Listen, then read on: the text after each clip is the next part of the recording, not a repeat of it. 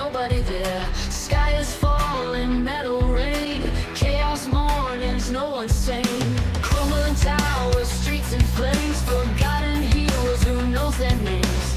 Broken futures, shattered dreams, end of times ain't what it seems. Hello friends, it's Sam Cheney reporting for Weaponized News. Today, August 21st, 2026. Thank you for joining us on this Friday edition of Weaponized News. It's kind of a slow news day. I don't know. We're in the same loop. We're in the same loop here. We've got Iran war news on day 174 of Iran war. The ins and outs there. Trump says we control the Strait of Hormuz. Nothing could be further from the truth there. Looks like Trump has he's blowing the U.S. protection racket, as allies are now questioning if America can keep them safe after our failings in the Iran war. We'll take a look at that. Bunch of economic news. Oh yeah, that story reported on yesterday. Turns out the Fed set up the whole ISIS fake terrorist attack. It's just beyond the pale of ridiculous. But as per usual, they're keeping us safe from the terrorists by staging up patsy terror attacks. There you go. Fear the ISIS that's propped up by the feds. We got Palantir news. Bunch of economic news, a little bit of Epstein news, a little bit today on the slow Friday.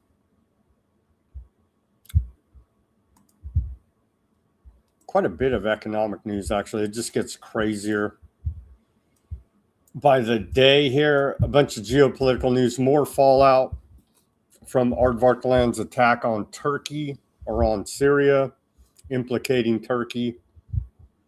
They're calling for a red notice against Bibi Netanyahu. Take a look at that. The leveling, ethnic cleansing, and genocide of Lebanon and Gaza continue. They're moving on to the West Bank. We'll take a look at that. More international condemnation for them, for the ultra-Zionist settlers, terror attacks in the occupied West Bank. All that and much more on this Friday edition of Weaponized News. Thank you, everybody, for joining us. I see a few people coming in the chat right now. Shout out to Strong on the Rumble. Yeah, we have there's a big Bitcoin pump today. There's a big gold pump today, too. We do have that in our economic news. We'll take a look at that. All right, on to this day in history. On this day in history of August 21st, we go back to the year 1321 on this day. 160 aardvarks are burned at the stake in Chinon, France. So I'm sure they had it coming there in 1321 on this day. 1831 on this day, we saw Nat Turner's slave rebellion. Former slave Nat Turner leads uprising against slavery on this day, 1831. On this day, 1878, how did I get out of whack here? Okay, going back a little bit, 1863 on this day, we saw the Lawrence, Kansas massacre. 450 Confederate guerrillas led by William Quintrell with William T. Anderson and Frank James attacked the Unionist town of Lawrence, Kansas, killing more than 150 unarmed men and boys on this day, 1863. American Civil War, very tragic there. On this day in 1878, the American Bar Association organizes in Saratoga, New York, and these lying lawyers have been screwing over the world here in America ever since. 1915, on this day, Italy declares war on Turkey in World War One. On this day in 1967, China reports the downing of 2 U.S. bombers. 1980, on this day, People for the Ethical Treatment of Animals, PETA, is founded in a basement office in Tacoma Park, Maryland. On this day, 2017, Johnson & Johnson is ordered to pay $417 million to a woman who developed ovarian cancer after using their talc-based products. On this day in 2018, we had a few of Trump's cronies getting in trouble here. It's turned out to be all part of the professional wrestling kayfabe show. Michael Cohen, President Trump's personal lawyer, pleads guilty to charges including making illegal payments at the direction of Trump to women of whom Trump had affairs with. On this day, 2018, also on this day, 2018, Paul Manafort, former Trump campaign manager, is convicted of 8 counts of fraud in federal court in Alexandria, Virginia. And now there's reports that, Cohen allegedly ratted out Trump. Now Trump's going to circle back and go on his podcast. It's clown world. These people are jokes. On this day in our civil liberties history, 1923, President Calvin Coolidge defends free speech except when President Calvin Coolidge, in a White House meeting with a delegation seeking amnesty for people in prison for Espionage Act convictions during World War I, said that he believed in freedom of speech. No man should be held in prison because of his opinions he had expressed, as reported by the failing New York Times, but that it depended on the circumstances of the speech. The president specifically said that freedom of speech did not extend to those who, during the war, attempted to stir upon a general public opinion hostile to the purpose of the government. That was way back in World War I. This government's pure evil, always has been. On this day, 1955, Houston claims success in anti-rock and roll campaign.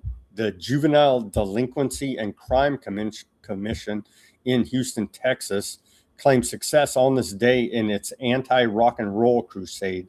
The effort involved pursuing radio stations not to play recordings with lewd or suggestive lyrics. All 9 Houston radio stations cooperated. The crusade began when African-American parents objected to a program that had a female singer, race not identified, whose burlesqued Southern African-American singers and in the process performed numbers with suggestive lyrics. How far we've come from 1955 concerned about rock and roll, lewd and suggestive lyrics. All right, here's our segue to the news. White House posted this earlier today. AI will transform scientific discovery. I don't know. Call me skeptical after the science took the Fifth Amendment a few weeks ago in front of Congress. Call me skeptical about all this. Artificial intelligence is going to transform the way that scientific discovery is done in this country. If you are working on material science, if you are working on pharmaceuticals, if you are working on chemistry, you in 2-3 years or even today are doing your role as a scientist dramatically different because of artificial intelligence. And we as a government that spend almost $200 billion a year on funding R&D need to be aware of that and prioritize that so we can make sure that our ecosystem is putting out the best possible research in the world. Artificial problem is the back end is still, it's programmed by them, so they're still not releasing alternative breakthrough energy as one example of many that they're still keeping us in the paradigm of the bullshit fake system that we're in.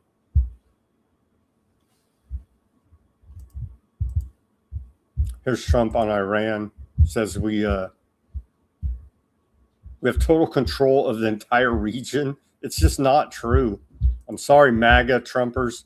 It's just simply not true what he's saying here. I'm sorry, Americans, you and I, because it's destroying our economy here now on the back of Trump's lies for aardvark land. They have 350% inflation. So we're just going to sort of see what happens. And we have total control, as you know, of the border. We have total control. If you look at the blockade, we have total control of that entire region having to do with the Strait of Hormuz. And that means well into it, the land areas. So they would love to make a deal. Iran's calling every day to make a deal. Iran says they're not calling every day to make a deal. Somebody's lying. They're probably both lying to us here now. The Trump administration has begun the process of paying for all the America First, American nationalism. We're taking down the globalists, as Alex Jones would say. No, we're not. The Trump administration has begun the process of paying $725 million toward the more than $4 billion the United States owes the United Nations. The payment, which is less than 20% of the United Nations' claimed debt, could help the organization avoid immediate spending cuts and salary disruptions. Experts warned that without further payments, the UN could face serious cash shortages and the U.S. could lose its General Assembly voting rights in January. That's a report out of Reuters. And we need our General Assembly voting rights to veto aardvark land's genocide, you see. And so it's well worth this $4 billion price tag. The most crushing economic operation ever taken against any country, Trump says. Economic warfare against Iran. He's literally destroying our economy. What does Iran have to say about all this? Deputy Foreign Minister out of Iran, Gari Babdai, said Washington has resorted to begging all of its allies to help and turned to economic warfare after failing militarily. The military war did not work. So now they have named their next failure economic war. They claim Iran is on the brink of collapse and hanging by a thread, yet they beg their allies to help. The problem is the wrong calculations that each time to cover them up, they're forced to create bigger failures for themselves. The military war didn't yield. Here he is talking all this mess.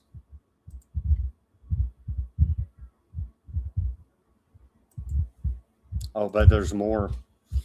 Iran's Islamic Revolutionary Guard Corps says it is developing weapons with greater destructive power, longer ranges, and improved precision for use in a renewed conflict. The destructive power of the warheads used by the IRGC missiles far exceeds those used in previous wars, IRGC spokesperson Sardar Mahabi said, according to Iranian state media. If a war breaks out, our weapons will be completely different from the past in all aspects. Jeez, if this is true, they reworked their whole military here now in what, 2 months or however long it's been since we've had the real hot and heavy kinetic action going on there. Maybe Maybe. But according to Trump, we've won the war many times over, defeated them militarily, and now we control the Strait of Hormuz and much of the land there in Iran. Huh. Very conflicting reports here. Iranian lawmakers push NPT withdrawal after U.S. strikes. Multiple Iranian parliament members submitted a proposal today to fully withdraw from the NPT and overhaul the country's defense doctrine, responding to what they call unprovoked U.S. attacks earlier in the year.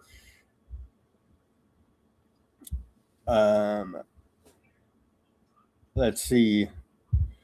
Ravan Beshk, a prime minister there out of Iran, said he declared no reason remains for Iran to stay in the treaty, while others cited the deaths of the leaders and civilians as justification. With 440 kilograms of 60% enriched uranium, enough for 10 warheads if processed, withdrawal would halt IAEA inspections, potentially speeding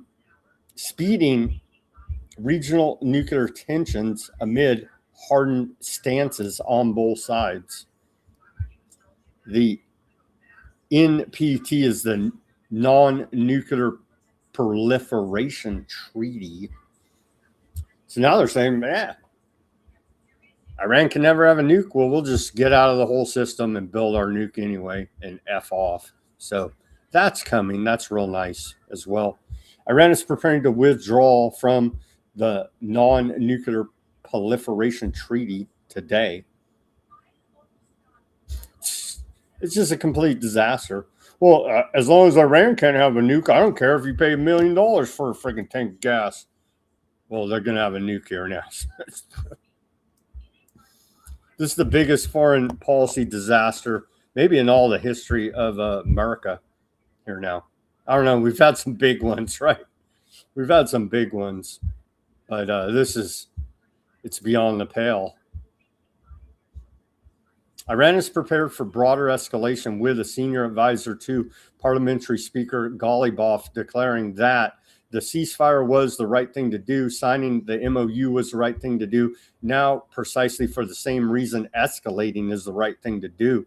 The statement by Majid Shakari comes as Iran's armed forces chief of staff warns that any enemy miscalculation will be met with a revolutionary, crushing, regret-inducing, and devastating response across all domains: land, sea, air, defense, space, and cyber. How could that be? We blew up all their capabilities, according to Trump. It's just empty threats from Iran, I'm sure. U.S. allies are now directly questioning whether Washington can still protect them after Iran war depleted American weapons stockpiles and exposed the limits of U.S. military capacity, according to a report out of the Wall Street Journal. The question is no longer whether the U.S. is willing to defend its allies, but whether it still can. The numbers are devastating. Thousands of interceptors fired, fewer than 1,700 Patriots left, ATACMS and PRISMs virtually gone. Rebuilding the stockpile will take years.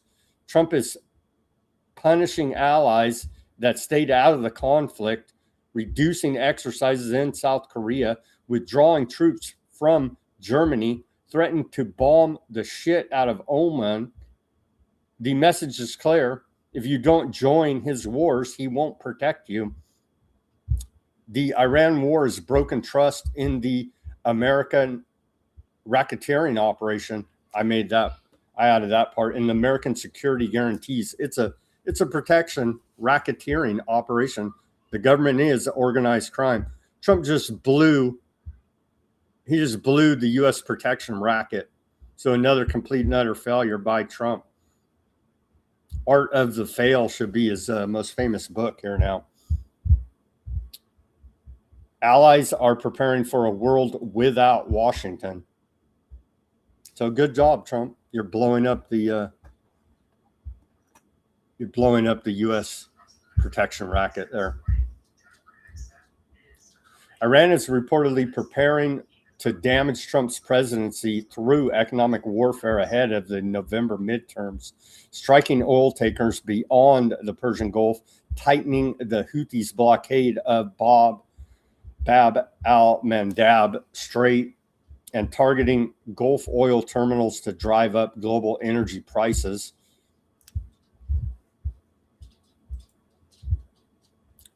More from Ghalibaf here. He's the Iranian parliamentary speaker. This dude, he always talks a mess out there. This dude, right? He said a detailed agreement and memorandum of understanding has been signed between Iran and Iraq regarding security issues and border security.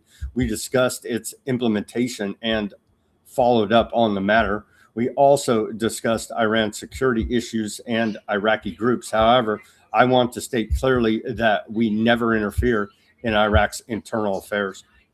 They have militias running all over Iraq. But okay, bud. Iran's Foreign Minister Argachai posted this on the X. He said, 14 years ago, most crippling sanctions in history failed. 8 years ago, maximum pressure failed. 5 months ago, unconditional surrender failed. Today, most crushing economic operation ever, bound to fail. We have seen this movie before.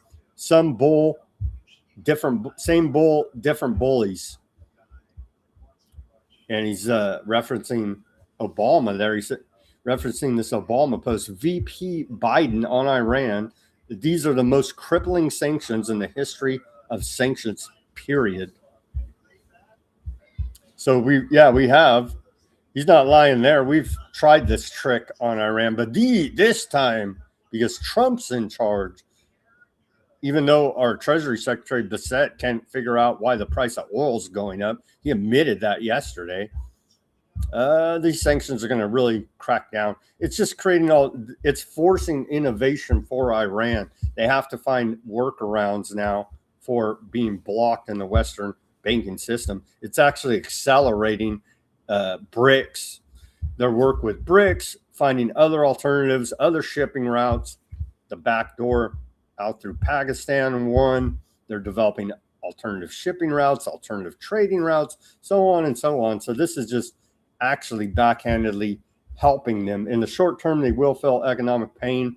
We're not going to undermine their government and cause a revolt due to our economic sanctions. It may cause a revolt here in America if they're not too careful. U.S. does not understand language of diplomacy.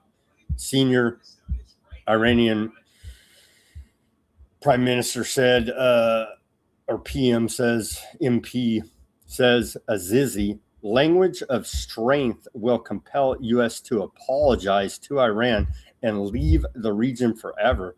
They're talking pretty tough today, all these Iranians out there. The U.S. has proven it does not understand the language of diplomacy. They will neither lift the sanctions, release Iran's resources, nor put an end to maritime piracy. History, however, will show that the language of strength will compel it not only to take these steps, but also to apologize to the great Iranian nation and leave the region forever. They're talking pretty damn tough today. Iran has just launched anti-ship cruise missiles from Bandar Jask in southeastern Iran, targeting vessels, an unusual location as it's further from the Strait of Hormuz than other typical Iran launch sites. A U.S. Air Force F-35A Lightning II also just squawked 7,700 emergency over the UAE while conducting escort operations over the southern Omani corridor of the Strait of Hormuz with its transponders turned off. And that was like 2 or 3 hours ago, posted by the Hormuz letter. China registers opposition to U.S. economic campaign against Iran. Chinese Foreign Minister spokesman Lin Jian said earlier today that the newest round of U.S. economic pressure would, quote, not help to resolve the conflict in the Middle East. Lin called on all sides to address tensions through political and diplomatic means. China has repeatedly rejected unilateral U.S. sanctions, arguing that measures not authorized by the United Nations Security Council lack standing in international law. Bro, we've already said FU international law will sanction the ICC, but then backhandedly we're paying the UN. So again, schizophrenic U.S. foreign policy here, trying to spin all these plates of empire, and it's not feasible at this time. It's simply not feasible. Aardvark Land's lobby new list of demands just dropped.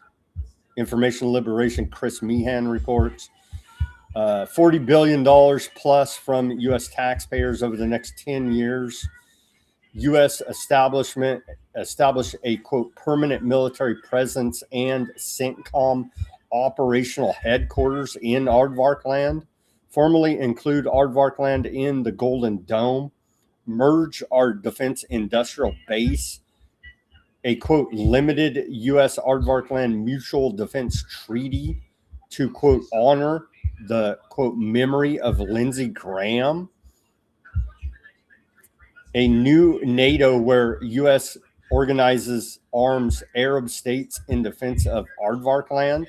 Membership in such a security structure should be conditioned on Arab members normalizing relations with Aardvark Land. So it's like, yeah, they go bomb them, and you're supposed to smile and say, thanks for killing our kids, bro. We freaking love being bombed by you because you're Aardvark strong. It's just, it's otherworldly, man. It truly is. Here now. More on this. Is America still capable of enforcing the world order? CSIS estimates the United States has burned through about half of its pre-war missile interceptor stocks and now has roughly 800 Patriots, while Russia alone produces more than 100 ballistic missiles a month. Allies in Europe, Asia, and the Gulf increasingly question whether Washington has both the capacity and political will to defend them simultaneously, particularly Taiwan and NATO. The Pentagon denies any critical shortage, while the United States is investing heavily to expand interceptor production, but rebuilding the arsenal could take years. Wall Street Journal. Yeah, who's going to be the police of the world? It says our Constitution we're supposed to. I don't know what the world will do. How about it's maybe if we can get out of the way of our own fraud, corruption, and grift, we could have some type of actually functioning system? Nah, probably not. The 500, we got a 33 column here, $533 million artillery factory made nothing. The United States Army paid General Dynamics $533 million to build a new artillery factory in Texas. It hasn't produced a single usable shell. No one has been held accountable. Just laugh in everybody's face and call them commies as you still friggin' $500 million here. You know what I mean? It's just the level of corruption is just otherworldly here now. It was the summer of 2024, and the cutting edge robots inside General Dynamics sweltering artillery factory near Dallas were catching fire with startling regularity, according to 4 former workers there. This wasn't ideal, as the plant was supposed to be churning out urgently needed artillery shells for the Ukraine-Russia war. The robot's giant metal arms with clamps for hands would end up drenched in oil, which would then, no surprise, combust as they moved steel blocks heated to 1800 degrees into and out of a machine periodically erupted into columns of flame. So then that didn't work out. So then we said, well, we got to build this new. Here's the image of it, actually. You can see it here. Yeah, that doesn't work out. Not sustainable production capacity there. So that didn't work out. So we're like, well, we got to do something else. Well, that other thing was the fiasco has cost American taxpayers $533 million, according to the Army. But the Army has not held General Dynamics or a key Turkish subcontractor, which provided the factory's much hyped but little proven equipment, public accountability for the failures, nor has it made General Dynamics pay back a penny. So they had this set up with the robots. It failed, obviously. You could see catching on fire there. And so it doesn't work. $533 million munitions factory there in Texas, worthless. Perfectly fine, I'm sure. Melania Trump stepping back out in the public view after being missed there for a few months. Seems they're going to do this Formula One race there in DC. We're trying to afford groceries, bro.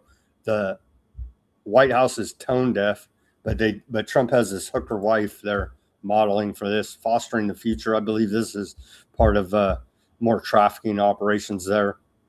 Oh yeah, everybody's looking forward to that. The Formula One race in DC this weekend is kicking off. Here it is, man. It's beyond the pale, man. It really is. We busted some ISIS terrorists yesterday. Todd Blanche, Attorney General of America, top cover-upper of the Epstein files, says thanks to the great work of the FBI and law enforcement partners, an alleged terror plot against the New York State Capitol was prevented last night. According to the complaint, the defendant swore allegiance to ISIS and planned to carry out a future deadly attack with explosives on the New York Capitol building while senators were meeting there. Thankfully, this scheme was disrupted, potentially saving many lives. Huh? Turns out the FBI gave her the bomb and the gun and the funds to spend at Home Depot. The government literally encouraged and enabled this terror plot in order to foil it. One day, they'll have to admit this, how the J5, J6 pipe bomb happened. It's just so freaking... Arrest the freaking FBI and DOJ. The government is organized crime syndicate. It's just... They set this dupe woman up, dressed in the beekeeper suit, thinks she's working for ISIS. You're working for the FBI, fool. And there she is taking surveillance photos. It's just so freaking painfully stupid. But thankfully, Palantir is there to also help in saving us from the terror they create. Palantir Androl partner with the U.S. State Department for Digital Freedom of Expression program, and they get off on the double link Orwellian doublespeak, obviously mocking the public here now. Digital Freedom of Expression program coming out of Palantir and Androl. Both firms are known for producing tools for mass surveillance and AI-operated autonomous weapons, but they care about our digital freedom of expression. The State Department is partnering with Palantir and Androl, tech companies known for providing mass surveillance and AI weapons technologies, on a project to protect freedom of expression, Foreign Policy magazine reported yesterday. Under the freedom, it's laughable. It would be funny. I guess it's gallows humor here. They're turning the screws on technocracy right now and calling it freedom of expression. It doesn't get more Orwellian than this. Under the Freedom Tech Excellence Program, employees from Palantir and Anduril will work limited term assignments at the State Department. This is your corporate fascist government merging here now.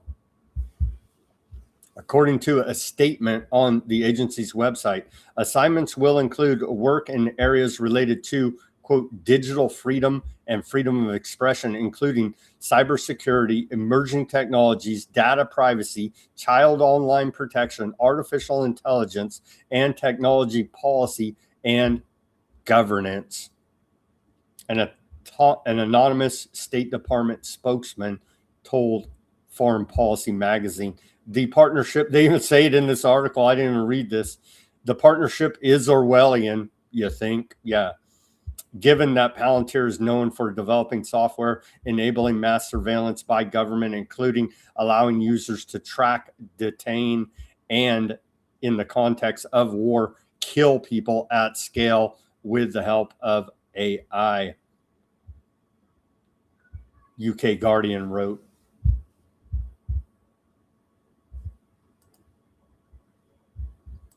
Here's flashback to a Palantir presenter. This was probably 6 months ago now, telling us how great the AI kill machine is. This is Maven Smart System, Palantir's software as a service product that we are deploying across the entire department. As you can see, it's not just one data feed, it's multiple. And instead of having 8 or 9 systems for those decision makers to look at every single day in order for them to make decisions, you then fuse it into a single visualization tool. The single visualization tool allows you to select, deselect different types of data, look at different approaches to data, but more importantly, action from the same system that you're trying to develop your workflows around. Once you have a detection that you want to actually move into a targeting workflow, for example, this is what we do. Left click, right click, left click, magically, it becomes a detection. That detection then gets moved into a workflow. This is standard digitized workflow, but I want to walk you through it quickly. You have different types of targets that are identified on the left there. Every single column produces a different type of decision-making process. Once you have that decision and you're trying to actually action that process, we now move into COA generation, course of action generation, where we are automatically, via a number of factors, trying to identify what the best asset to prosecute a target looks like. Once we've got the different approaches and we select one, we then can move directly into how do we action that target. So we've gone from identifying the target to now coming up with a course of action to now actioning that target, all from one system. This is revolutionary. We were having this done in about 8 or 9 systems where humans were literally moving detections left and right in order to get to our desired end state. In this case, actually closing a kill chain. Closing the kill chain, very exciting there. We're increasing the efficiency of our lethality. Palantir technology played a key role in Aardvark Land's genocide of the Palestinians in Gaza. That's why it's so key, because you could say, I hate the Muslims. I freaking hate the Palestinians. I hope they all die. They're going to use this against us here. That's the freaking point.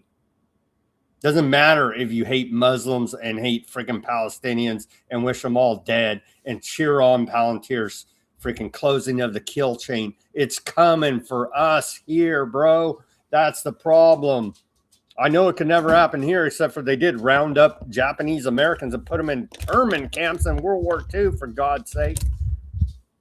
Couldn't happen here. We just lived through the bad times. Couldn't happen here. It's already happened here, bro. Now they're rolling out Palantir and drill kill chain close systems via the State Department. Continuing here, its programs use vast amounts of publicly and privately sourced data to detect patterns and are particularly helpful in projects of mass surveillance, forced migration, and urban warfare. Meanwhile, Anduril is known for manufacturing weapon systems, including drones, missiles, and unmanned aircraft. The company's core product is Lattice software, which uses AI to operate nearly autonomous drones, surveillance cameras, and underwater vessels. It isn't clear why these types of private sector partners have any expertise on freedom of expression,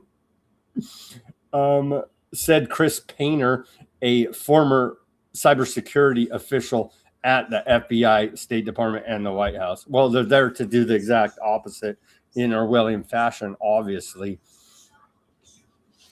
For the U.S. President Donald Trump administration to recruit from the same firms that are under scrutiny for their surveillance practices, I find the whole thing totally head-scratching, said Steve Feldstein, a senior fellow at the Carnegie Endowment for International Peace. Are these dupes ever going to get it? They're building scientific dictatorship technocracy at Operation Warp Speed, the Greater North America Project, right now. For God's sake, Carnegie Endowment, pull your head out of your ass, and the rest of you clowns. Man. Palantir and Anduril employees will work at the State Department for 1 year with an option of an extension and will not receive a salary from the State Department. The anonymous spokesman said they just want to build out technocracy out of the goodness of their heart for public safety, I'm sure. My God, what a nightmare here.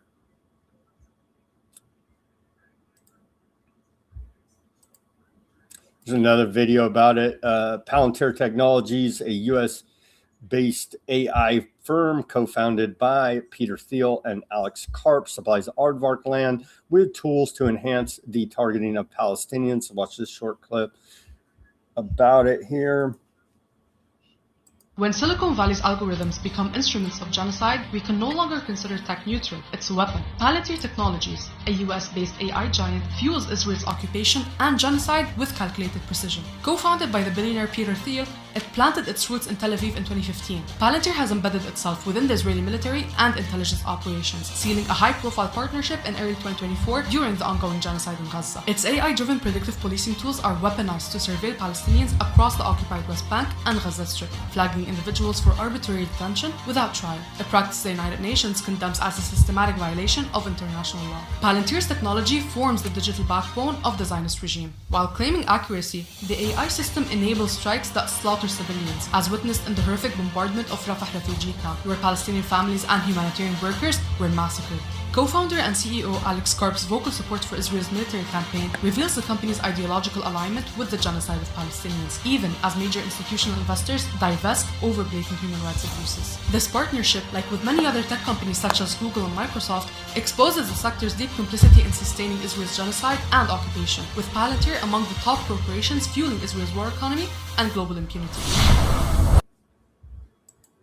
And you could say, I love all of that. Kill all the damn Muslims, kill all the Palestinians, take all their land. I love it all.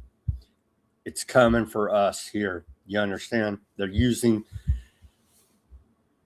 Gaza, the whole area there now, as a military laboratory. That's the big problem here. And we should have basic human decency and say that genocide against innocent civilians is wrong and evil as well. Just saying. But you don't even need to go there. Do it out of have some pushback here against Palantir, some concern about their activities, because it can and will be used here against us in America. You see. Amazing. Here it is out of the State Department. Freedom Tech Excellence Program. The Freedom Tech Excellence Program is a partnership between the U.S. Department of State and private sector organizations committed to advancing U.S. goals, including in digital freedom and freedom of expression globally. So that means get ready for a bunch of AI censorship. Man, these guys are crazy, man. Joining partners include Palantir, Anduril, Victims of Communist Memorial Foundation, Bitcoin Policy Institute. That's an interesting one there. Goals of the program. It's a collaborative effort between the State Department and private sector organizations to advance diplomatic efforts on digital freedom and freedom of expression.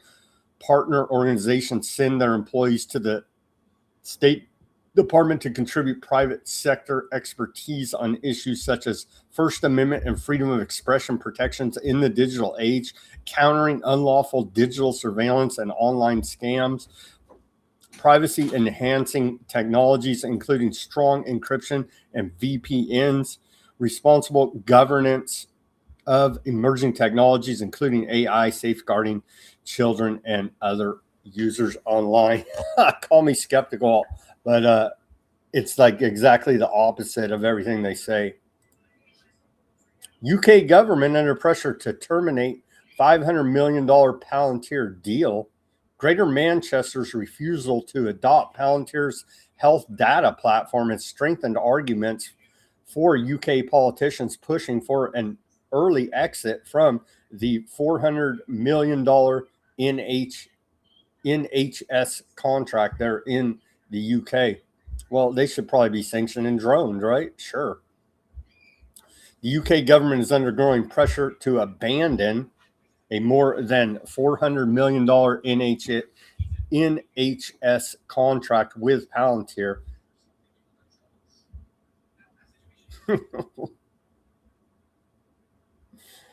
MPs push for a break. A bipartisan group of UK politicians said in June that reliance on Palantir represented an unacceptable point of weakness and urged the government to seek domestic alternatives. A separate parliamentary committee echoed those concerns the following month. In July, Palantir is evidently not the only show in town, said one MP. The political scrutiny has intensified as Palantir's technology has been deployed in theaters of war and in the U.S.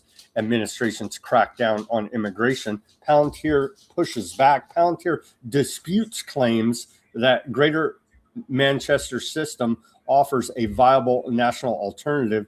The company says thousands of NHS staff already use the FDP and argues that the system is designed to connect data across hospitals, care boards, and national NHS bodies.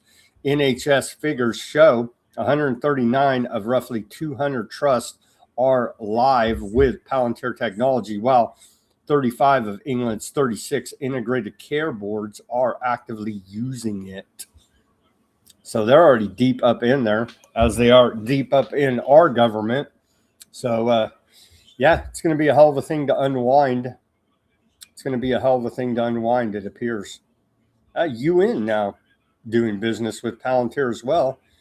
The World Food Program to extend Palantir contract despite concerns raised in audio. They're like, we're trying to feed these starving Palestinians. Well, we're trying to whack them, bro. Let's become partners. Like, what?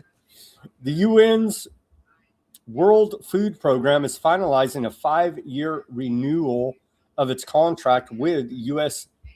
data software firm Palantir, despite key privacy concerns raised in a leaked 2025 internal audit. The audit seen by Pass Blue and France 24 reveals UN misgivings about allowing Palantir to process data for the world's largest humanitarian supply chain.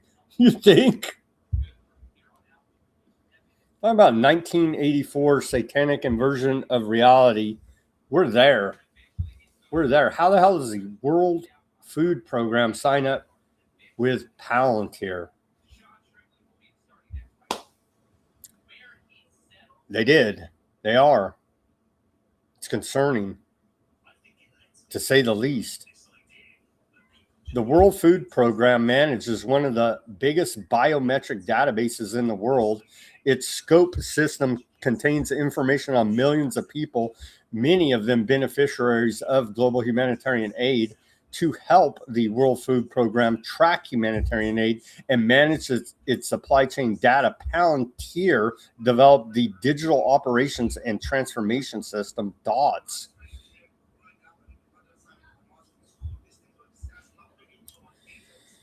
A cyber attack on the Rome-based World Food Program in May exposed sensitive data on thousands of aid beneficiaries in Gaza, underscoring concerns about data protection. However, the World Food Program said the attack was limited to its self-registration application for Palestine, where displaced people can sign up for aid, but which has no direct connection to Palantir software. Some World Health Program personnel have expressed concern that data from the UN agency on beneficiaries could be used to train Palantir's data system. Some are also apprehensive about partnering with a software company whose technologies have reportedly been used by U.S. authorities in immigration enforcement and military forces for lethal operations in the Middle East, notably in Iran and Gaza. To quote CEO of Palantir, Alex Karp, the product is used on occasion to kill people. Amazing.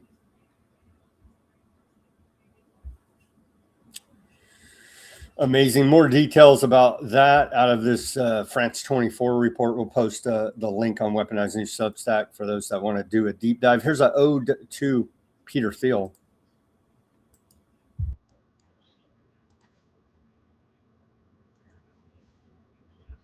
Google it. Interviewer asked Peter Thiel if the human race should survive. He hesitated.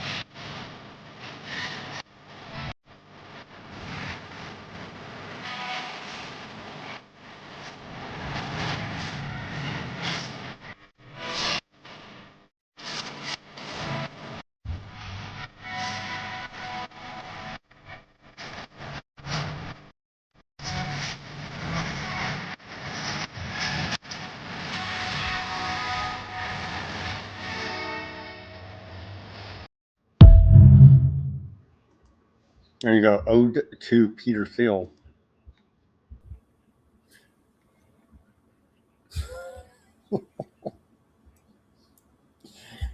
Amazing.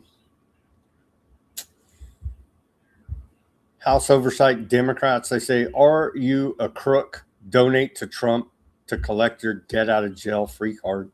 That's what it's becoming here now. That's what it's actually becoming. Here, House Oversight Dems say less than a month before the 2024 election, Trevor Milton and his wife donated $1.8 million to Trump. Months later, pardoned, convicted fraudster. I'm sure it's fine. How many of these they got? Paul Walzak pleaded guilty to tax crimes, but after his mother donated $1 million, he received a pardon from Trump. Trump's just, undoing the wrongdoings. Has nothing to do with these donations. This guy got a cheap one. Jack Abramoff, associate and convicted fraudster Adam Caden, donated $270,000 to get a Trump pardon. That's a pretty good deal, I would say. Don't get stuck in jail. You too can pass go as long as Trump collects his millions. See, Trump, you're messing it. You're going to piss off. Trump's getting to the point. I don't know. Maybe he is playing the 174D chess here, but he's blowing U.S. protection racket. And you can't just, it seems like he's pissing off some people here now, stepping on some toes in the whole racketeering operation known as the U.S. government. We'll see. We'll see how this plays out. Trump rivals plot public Epstein hearings and tidal wave of investigations targeting the president and his family after midterm elections. Report out of who are these guys? Radar Online. They say Trump has more reasons to worry about a possible Democrat takeover following the upcoming midterm elections. House Democrats are already making plans to target Trump, his administration, his family with a tidal wave of investigations if things go their way during the November elections. All signs point toward it. There is going to be a giant blue wave. And by the way, for those out there wondering, I don't support any politician, any political party. Hell, I don't even support the government. They're all criminals. So make no mistake about it here at Weaponized News.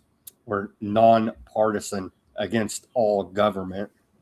All right. Democrats are licking their lips at the possibility of a blue wave sweeping into Congress and would love to test out any new power they gain. And at the top of the list are open hearings in regards to Jeffrey Epstein. So, yeah. And we have a bunch of other Trump corrupt dealings here. So there's a plethora of crimes and corruption for Democrats to pick from. Of course, they'll all be bogus bullshit because they're doing the same thing. They never give us the real meat because that would cause them to, they would set the precedent and it would screw up their rackets. You see, Trump's DOJ walloped by a federal judge with demand over missing Epstein files. They keep rerunning this story in the mainstream. Well, the same one about Judge Sullivan. Judge Sullivan has ordered the Department of Justice and Todd Blanche to respond by Thursday to latest motion in Katie Fang's lawsuit, which seeks release of more Epstein files. And so that was reported earlier today.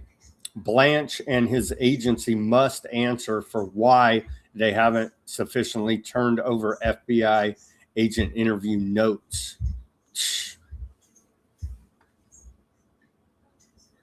As the Epstein files cover-up continues, led by Trump's Department of Justice.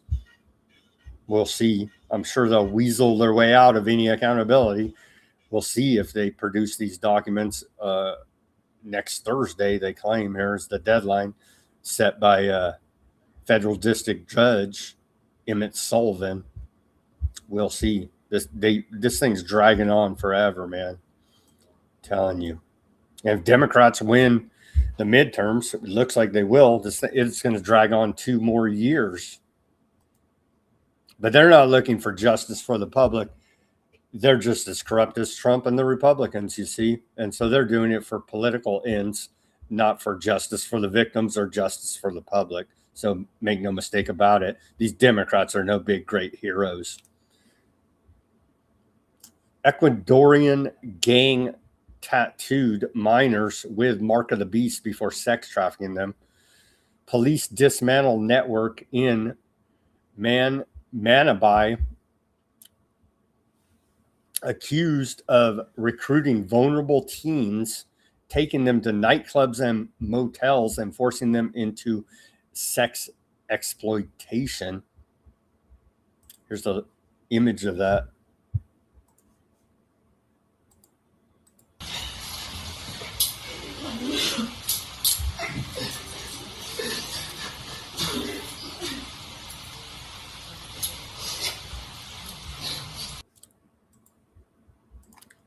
Giant trafficking networks all over, still operating here now. Todd Blanche, well, we'll play the video. Todd Blanche is responsible for the Epstein Files cover-up, as we continue to cover here. New today, the ranking member of House Oversight is now demanding Todd Blanche be brought before the committee to answer questions about the DOJ's Epstein investigation. Congressman Robert Garcia calling on Chairman James Comer to, quote, stand by his word and force Blanche to testify. Back in July, Chairman Comer said he wanted Blanche to appear before the committee as soon as he was confirmed as Attorney General. In a new... Is it going to make a difference? He's just going to double talk his way around it. He is a lawyer.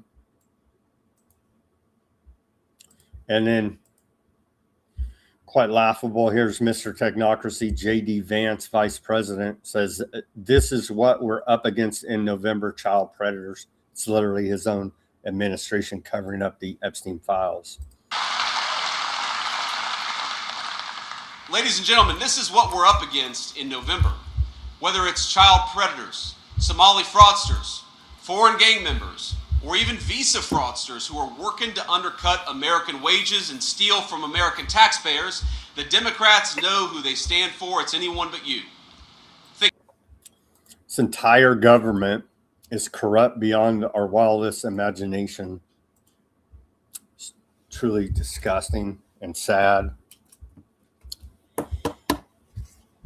All right, friends, give me that like, share, subscribe, push that notification button. We covered quite a bit of news in that first hour. Everybody go to weaponizednews.com/shop. Get yourself a holograph sticker there.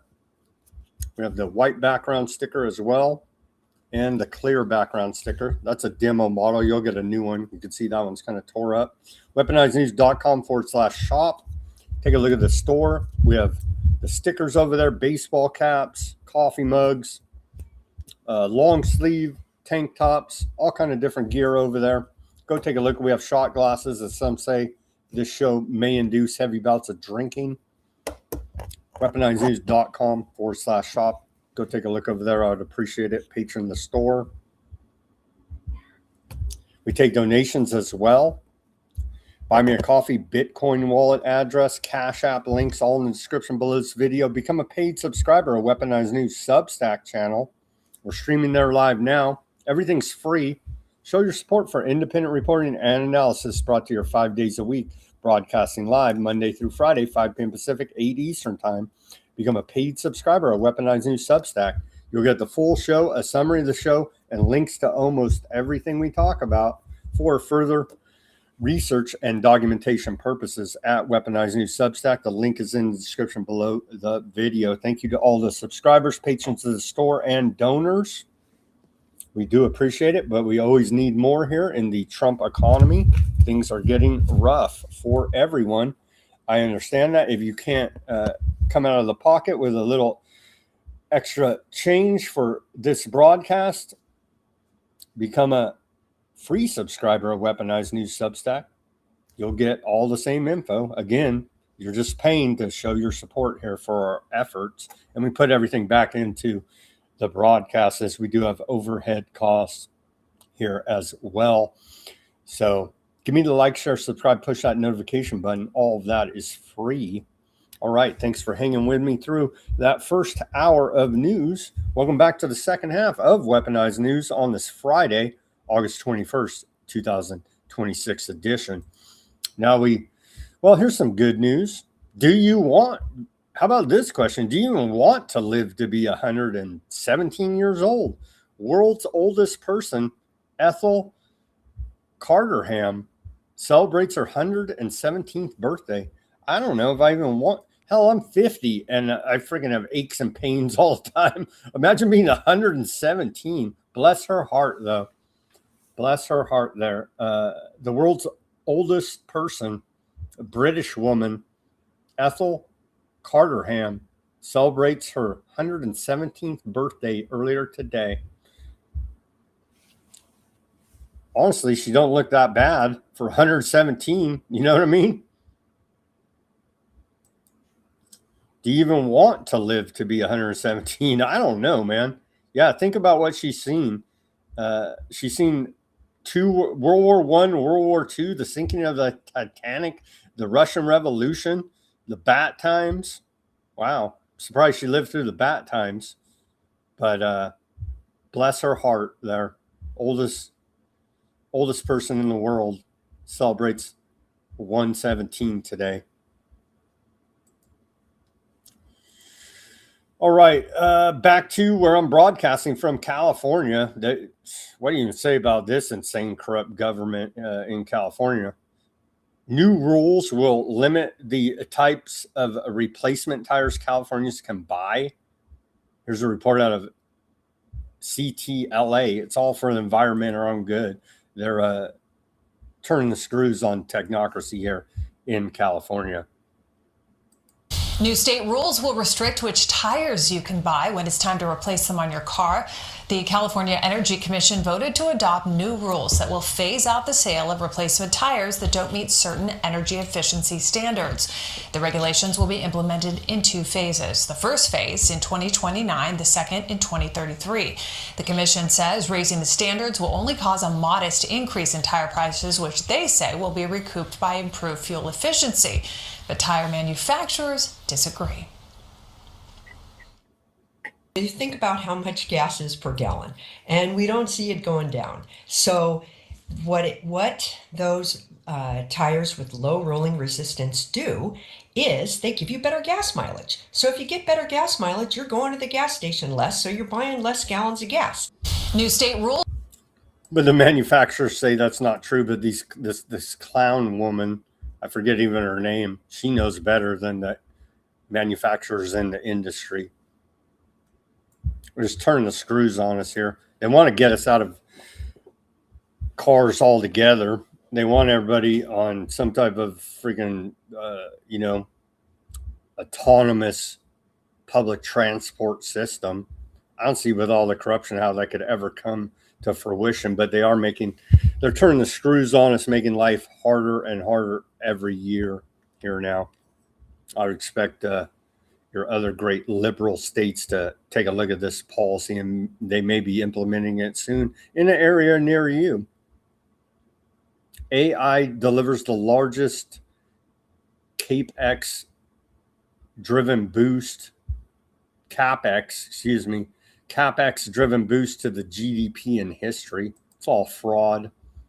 But here you go. That's what's propping up our economy. Fraud, as per usual, in the private Federal Reserve, and bring back sound money, however that may look. Not saying go 100% gold standard, but this level of fraud is unacceptable. So, yeah. Look at the industrial revolutions. Canals, railroads, electrification, highways, telecom and fiber, and then AI build out that literally helps technocracy, scientific dictatorship.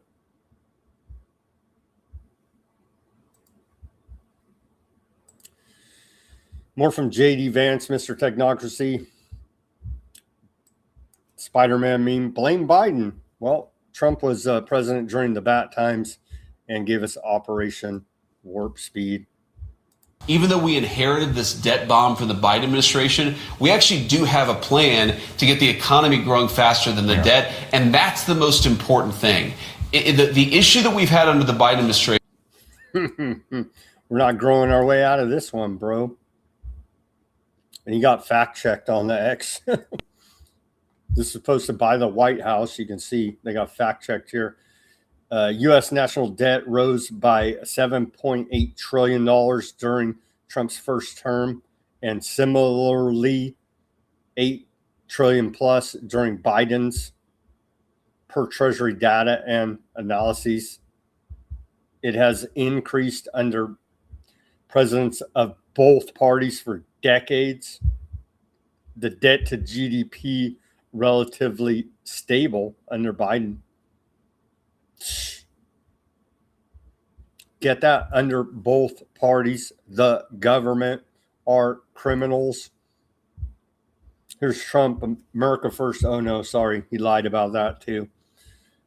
President Trump announces a deal to sell 300,000 pounds of beef at a 25% discount to market price as beef prices hit record highs.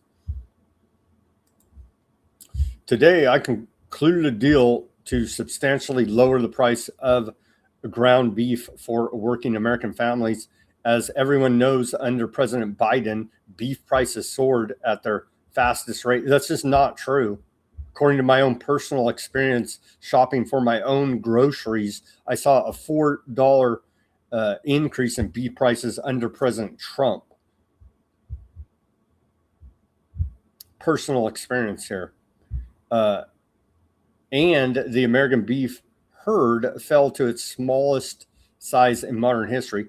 As we work to rebuild this herd and help our ranchers, for the next 90 days, the United States will allow up to 30,000 metric tons of product for ground beef to be imported with no out of quota tariff. We have a commitment that this beef will be sold at 25% below current market prices. This deal will reduce prices for Americans while giving space for our great American beef herd to grow again. Well, what does the beef industry have to say about this? Well, they're calling Trump out because he's full of shit. Cattle ranchers across the country are accusing Donald Trump of betraying them after he said he'll temporarily ease tariffs on beef imports in an attempt to cut high food prices before November's midterm elections. Trump's plan is apparently to cut tariffs on 300,000 tons of ground beef imports for the next 90 days as part of a, quote, deal that would see foreign producers slash prices by 25%. Colin Woodall, chief executive of the National Cattlemen's Beef Association, says while America's cattle producers share the goal of keeping groceries affordable for consumers, flooding the market with government subsidized below market beef is not the way to rebuild the American cattle herd.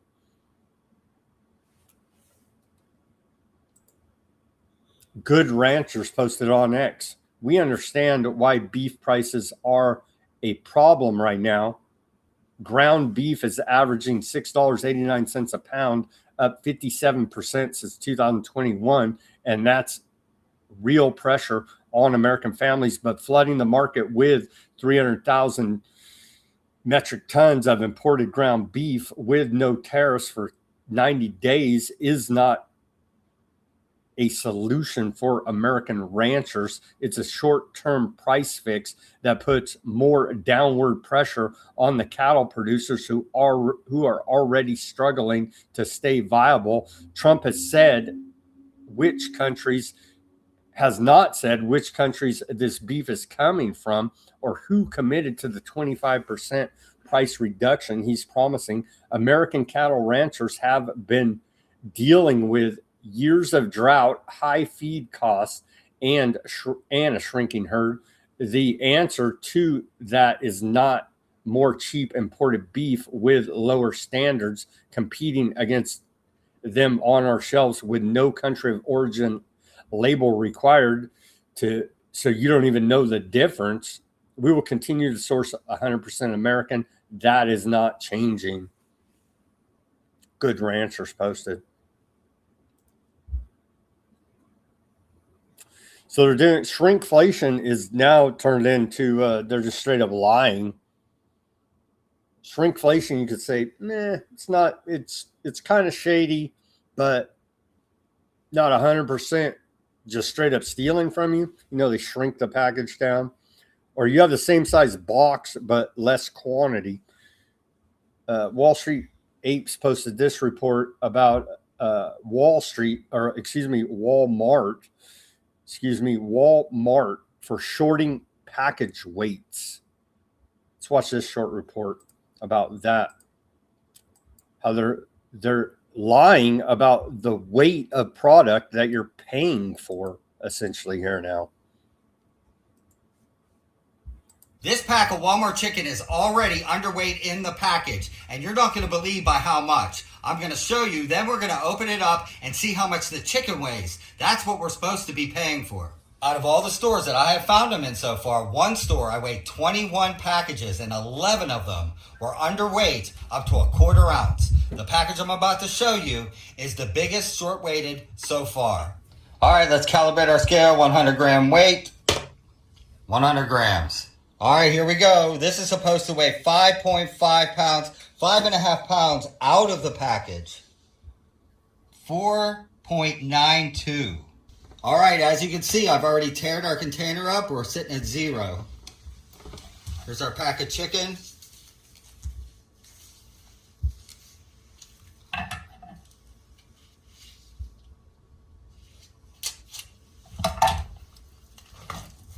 Let's see what we get.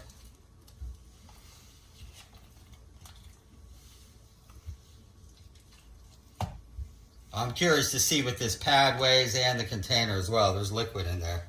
Well, you should have lab grown chicken, right? 4.24 pounds. That's just about a pound and a quarter short of 5.50. That's insane. All right, let's see how much the packaging weighs. 0.730 of a pound. All right, let's see how much this pad weighs. The absorbent pad is coming in at 0.550. That's over half a pound itself.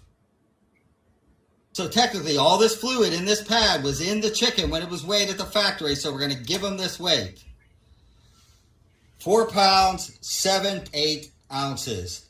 You guys want to know something wild about this? Is Walmart has been brought to court multiple times about their product weights being short.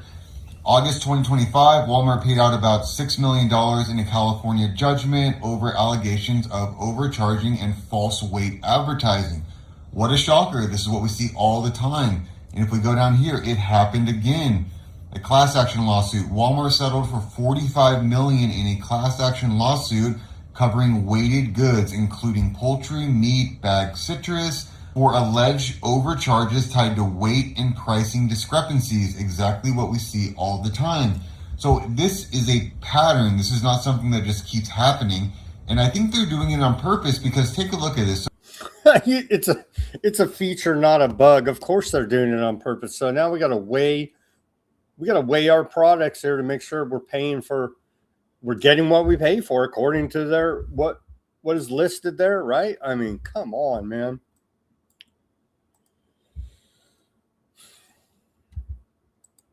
Okay, so what's happening now in gold and crypto? What is happening in gold and crypto? Let's take a look. Well, let's watch a short report from Fox Business Channel. Yeah, and I think, the 10-year is back to 4.6.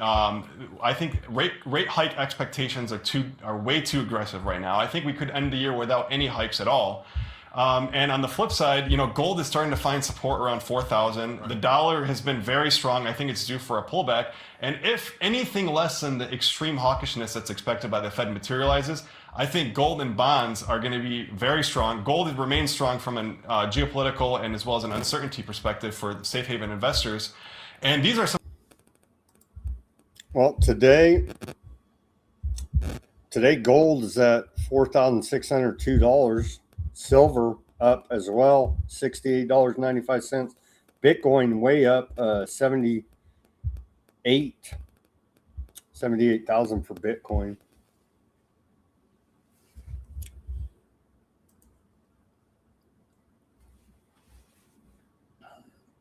This is the era of U.S. Treasury intervention elevated inflation, and record deficit spending.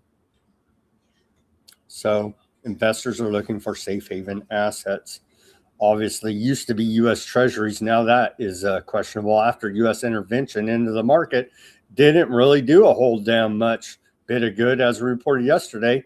They tried to intervene in the market. They did intervene, and the interest rate actually went up on returns on 10-year bonds, as reported yesterday. Now we're getting into copper. The copper trade is heating up.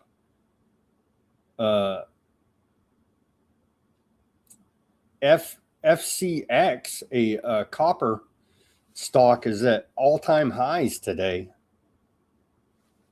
You can see right here, reported by Unusual Whales. Now copper's way up. All these inputs, industrial inputs, are going way up. 60% of parents say food prices are a major barrier to saving for their children's education. Maybe just teach them at home ec there and save on the education. Yeah, Bitcoin went up above 79,000 today. It went down a little bit. It's trading overseas, like I said, at 78. Extremely volatile as per usual, as per Bitcoin, but making a little bit of a bullish run today. And this number still blows my mind, man. We reported on the last 2 days here. Now, U.S. national debt hits 40 trillion. We got that, but rising by $90,000 a second. That's still just like, yeah, I should just get over it, right? But it's like, damn, man, $90,000 a second. That's a lot of freaking money still, a second. We're paying on the national debt.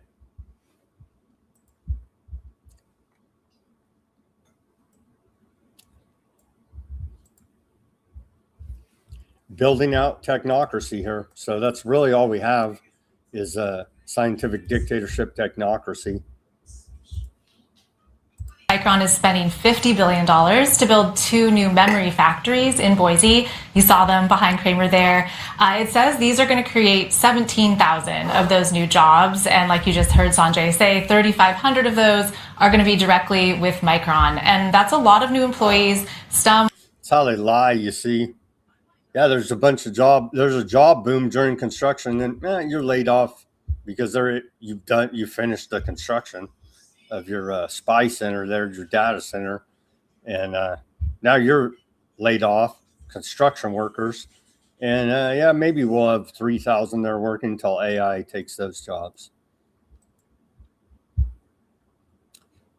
Josh Kushner, not Jared Kushner, Josh Kushner. Let's watch this report. Was actually the first billionaire Kushner. Corporate media loves to describe him as a liberal, but he's actually a vulture venture capitalist who created a health care company with the highest denial rates of any ACA insurer. He's also a slumlord, an AI weapons investor, and now the new owner of the Lakers. Let's watch Josh Kushner report here now. Aren't they all such lovely humanitarians? He's a good liberal. Kushner's had a busy summer. First, he tried and failed to buy a piece of the World Cup, and now he's succeeded in buying the Los Angeles Lakers. No, not Jared Kushner, his younger brother, Josh. The press likes to portray Josh as the good Kushner brother, a lifelong Democrat with a guilty conscience. He marched with Parkland victims. He says that liberal values have guided his life. The good Kushner brother. They're all freaking pure evil, ultra-Zionist evil bastards.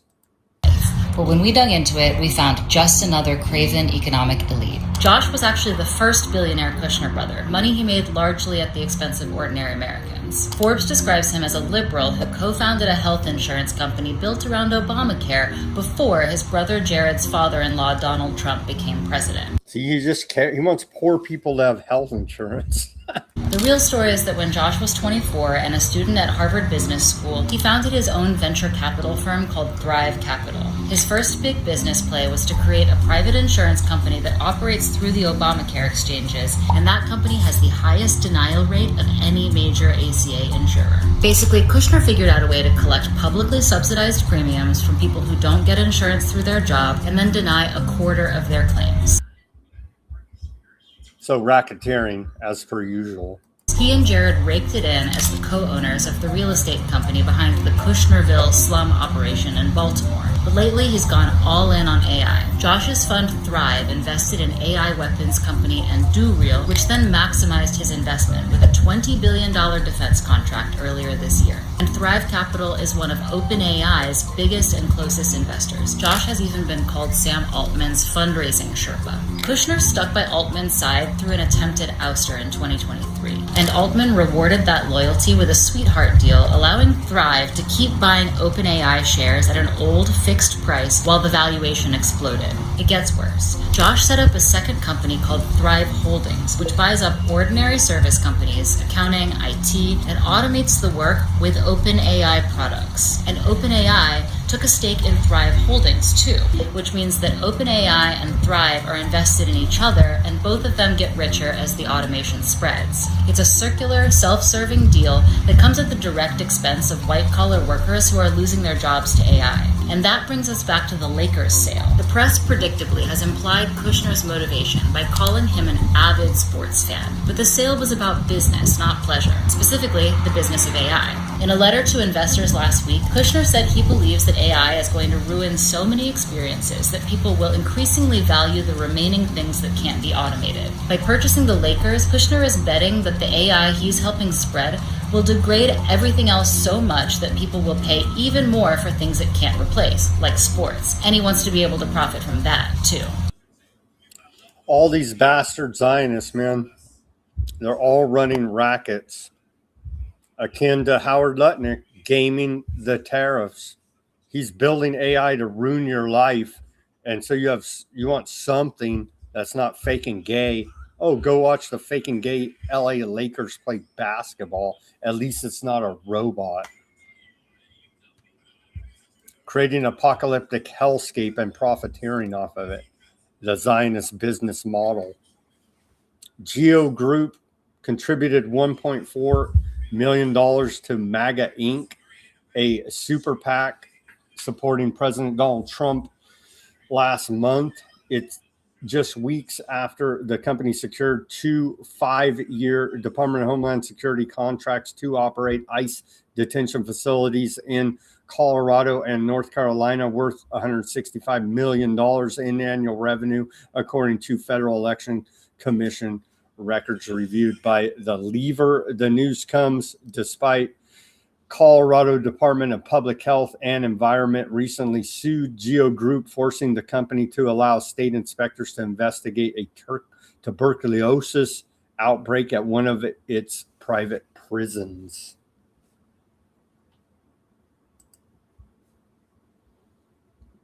All insider dealings, all profiteering off the back of you and I. The art of the self-deal report here out of Wall Street Journal. The art of the self-deal. No, you don't say. Not Trump. He's for Americans. It couldn't be. Well, it turns out it is. Trump and his administration are self-dealing criminals. A clear majority of Americans see inappropriate profit and influence in the Trump administration. A recent Reuters poll found that 69% of respondents believe Trump's personal business interests influence his presidential decisions. This included roughly 2/3 of independents, half of Republicans, and 9 out of 10 of Democrats.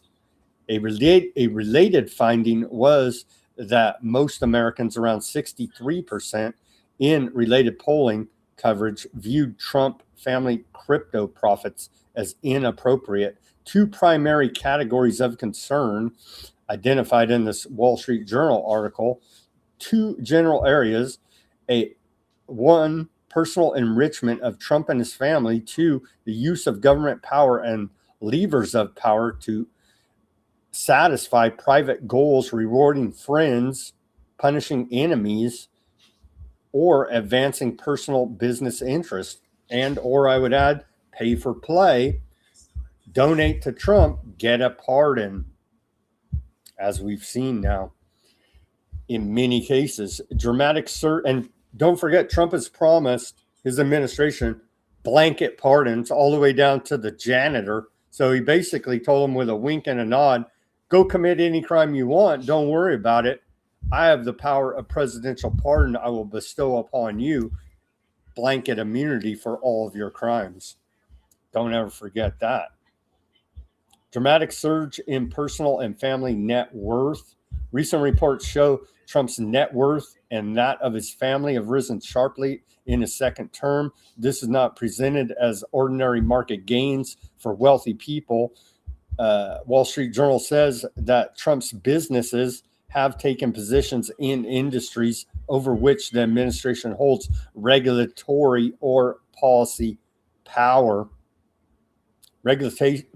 Regulation and policy bent toward family business interest. Wall Street Journal points to the rewriting of regulations in ways that suit family ventures and the facilitation of foreign investment into those ventures. America first.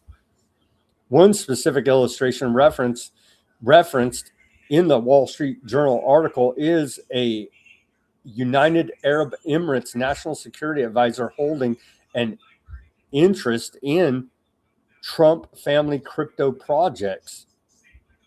The scale and method of enrichment described is appalling. Wall Street Journal characterizes the size and means of this enrichment with a pointed rhetorical sequence: dubious, careless of appearance, appalling. The column treats the appearance of self-dealing as itself damaging, independent of any formal legal findings. Government power used to favor allies and pressure opponents beyond pure enrichment. The Wall Street Journal cites numerous reports of bending, testing, or working around legal and institutional norms. Examples include payments to people in Trump's orbit to lobby for presidential pardons, the launch of unusual investigations, and pressure applied to law firms and media companies. Striking absence of broad public outrage. What would once have been an all-encompassing scandal now produces little sustained fervor. Wall Street Journal attributes this to several factors. Corruption is widely viewed as a constant in politics. The reflexive defense that the other side is dirty too, and dramatically higher scandal threshold has been brought forth by Trump. Corruption is changing Americans as a people. Wall Street Journal's core concern is not only the acts themselves, but the deeper effect. The Journal writes that governmental corruption in this era leaves people not only indignant, but uneasy, and suspects it is doing something to us as a people, eroding norms, expectations, and a shared sense of what is acceptable in public life. Again, the government, all of them are an organized crime syndicate. If America can ever get these basic facts through their head, then maybe they'd pull their head out of their rear end. Vote harder, bro. Contrast with America's historical self-image, Wall Street Journal invokes a past national character. We were the morally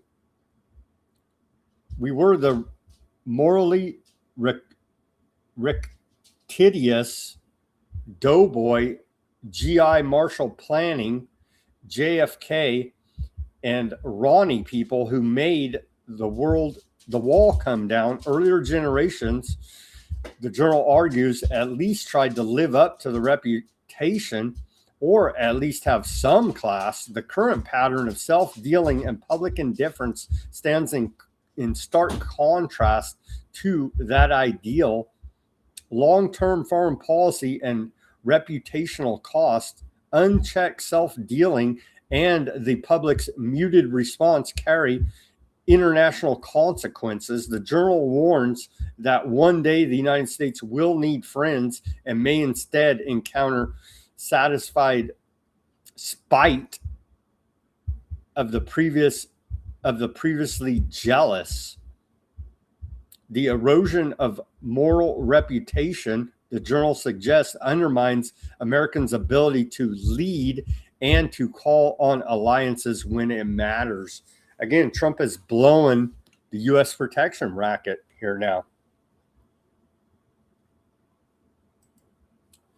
On to AAA national average for the price of a gallon of gasoline, $4.11. You can see right there on this Friday, August 21st, 2026. Now let's take a look at Brown University Iran War Energy Cost Tracker. Since the beginning of the Iran War, February 28, 2026, the total consumer cost burden of the Iran War is now very hateful, actually. $88.8 billion. Get it? 88 there. And then the per household cost burden spread across both diesel and gasoline, you can see, is $677.99. Hashtag I can't afford groceries, bro. So we control the Strait of Hormuz, but all of the data says that's a lie. Data from British Maritime Monitoring Authorities confirms that commercial ship traffic through the Persian Gulf and Strait of Hormuz plummeted to just 4% of pre-war levels during the height of the U.S.-Iran war, reflecting a near total paralysis of regional shipping corridors. More than 1,500 ships stranded in Strait of Hormuz risk triggering global biological invasions.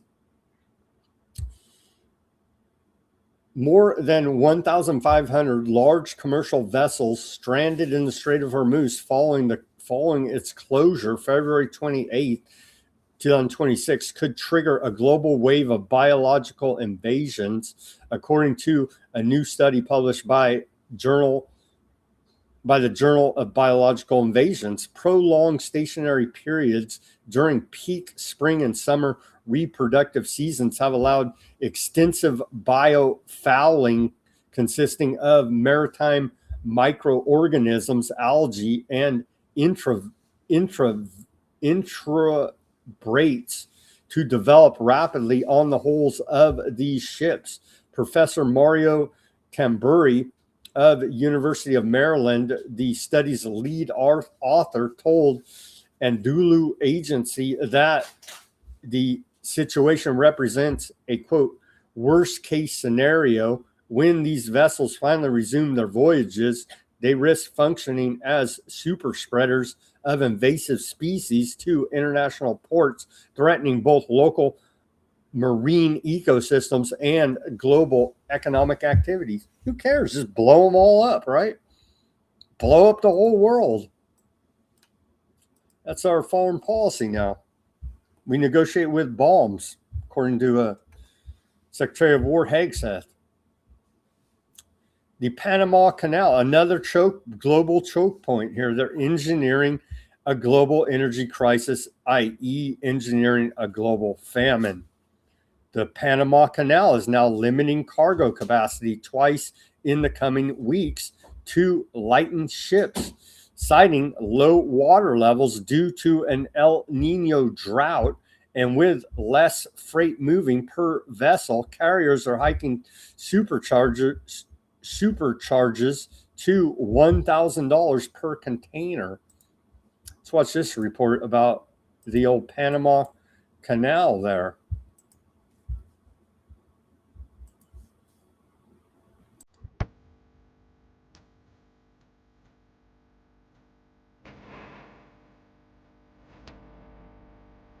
I guess there's not much to report. It's just showing you. It is striking the way they get these giant ships through there.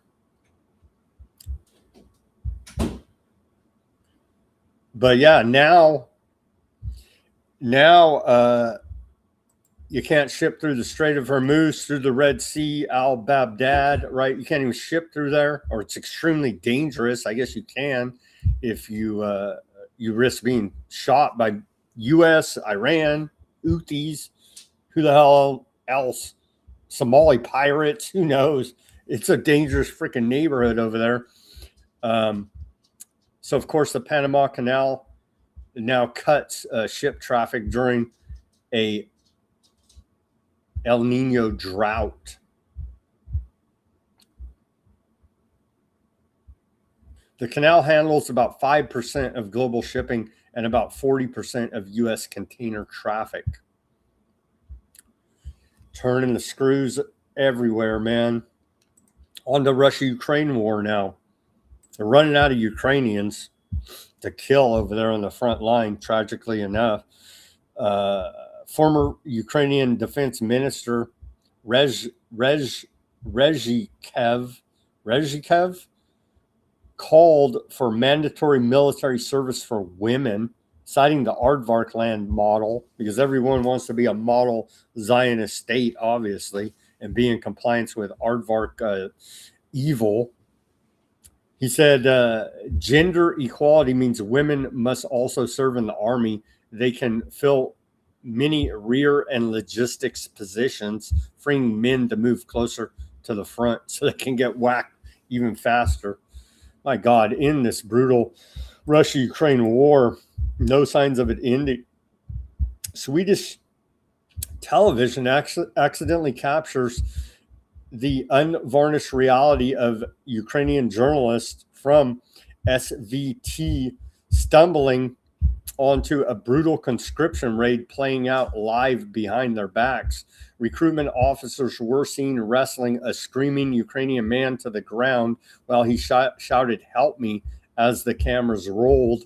Here's that incident in Ukraine.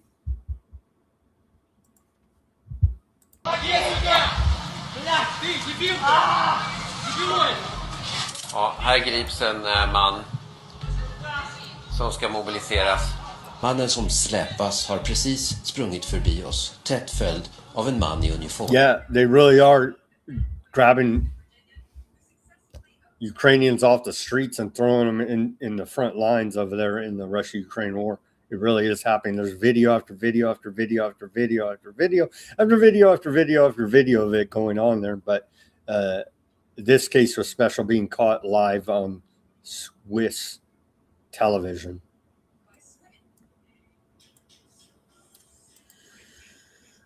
Russian airstrike hits Ukrainian oil depot in Kiev, owned by a regional supplier, KLO.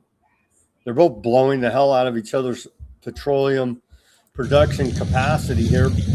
Blew the hell out of this oil refinery in the Ukraine, and Ukraine's returning the favor, blowing the hell out of Russian refineries and oil production capacity.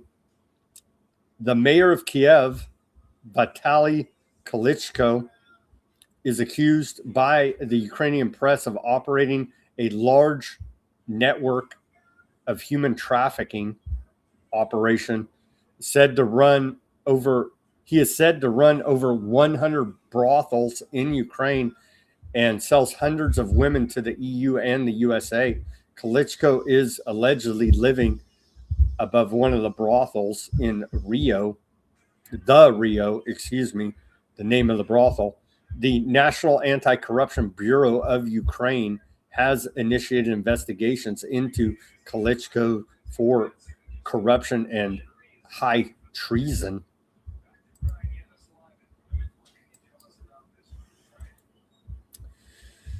Russia has no warships in the Mediterranean for the first time in more than a decade as Moscow diverts vessels to protect sanctioned oil tankers from NATO seizures.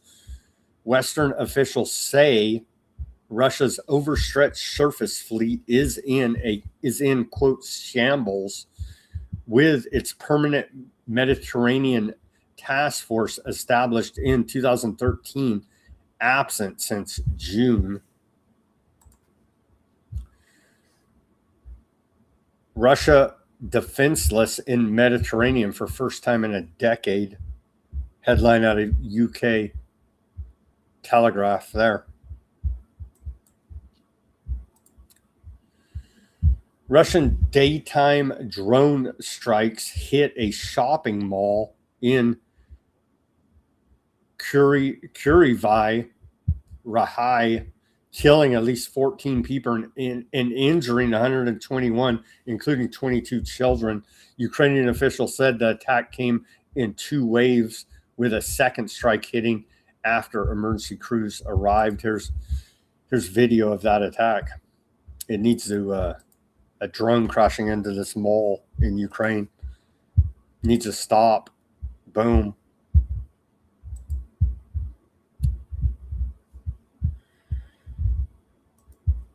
Quite horrific. North Korea deployed 8,500 new troops to Russia, including 400 drone operators, according to Ukrainian intelligence chief, cited by CNN. The drone unit is expected to conduct reconnaissance and strikes against targets inside Ukraine from Russian territory. The remaining personnel include 1,000 engineers and sappers reinforcing rear positions in Russia's Kursk region. Approximately 25,000 North Koreans have rotated through Russia since October 2024. Ukrainian intelligence expects Putin to request up to 50,000 additional North Korean troops in September. Not good, man. It's escalating there. They're blowing the hell out of each other as we continue to cover here at Weaponized News. It's a nightmare in that war. Eric Prince, mercenary fame, Blackwater founder, started Vectus Air Defense Systems with Ukraine firm Swarmer, which holds a 20% stake. Unlike traditional hardware sales, Vectus designs, runs, and updates layered defenses, including detection, electronic warfare, interceptors, and cannons for clients, protecting data centers, energy sites, and military bases. Prince calls it a fix for a huge gap between low-cost drone attacks and pricey defenses, drawing on Swarmer's experience from over 100,000 Ukrainian combat missions. Early interest targets Middle East sites facing Iranian drone threats. They're running around trying to profiteer. They're war profiteers. So yeah, I believe old Mike Huckabee here, he says he's trying to apologize away for Aardvark land aggression there in Syria. U.S. Ambassador to Aardvark land, Mike Huckabee, says he doesn't think recent Aardvark land strikes on Syria was intentional. Yeah, it was a mistake. They just bombed Syria on accident. So it may be different. It's different in that regard. Turkey's a member of NATO. U.S. does have a good relationship with Turkey. But at the same time, that does not preclude the fact that when Turkey begins to move military assets further into Syria, it's not good for Syria. It's not good for Israel. It's not good for the world. So it's a matter of trying to keep some balance and perspective. I don't think it was an intentional. If you look at what actually was done, there were some munitions that were put down on an airfield. No casualties. It was, I would say, a shot across the bow more than it was an attempt to try to start something. This fucking guy. Oh, it wasn't intentional. They didn't intentionally bomb them. The Aardvark land security establishment didn't like Netanyahu's statement taking responsibility for the Aardvark land strike in Syria. They also didn't like the statement by Aardvark land war minister Katz. They wanted the operation to have a low signature, I-24 reports.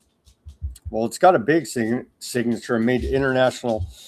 It's almost created an international incident. Turkish Justice Minister Akin Gerlek says Turkey has requested an Interpol red notice for Aardvark land Prime Minister Bibi Netanyahu over charges of genocide. Turkey, a lot of big talk, but they never seem to want to do much. Republic of Turkey Directorate of Communications said Aardvark land's election campaign has fallen under the sway of an irresponsible security-focused populism and a threat politics that is growing ever harsher. The Netanyahu administration's effort to construct Turkey as a new figure of threat is part and parcel of this cheap politics. This threat politics and escalation of tensions pursued for the sake of domestic political rivalry carries serious risk, not only for Aardvark land society, but also for regional and global peace and stability. Turkey, as of yesterday, stands today as well on the side of the oppressed against the oppressor. Come what may, it will steadfastly continue to defend peace, justice, and stability in the region.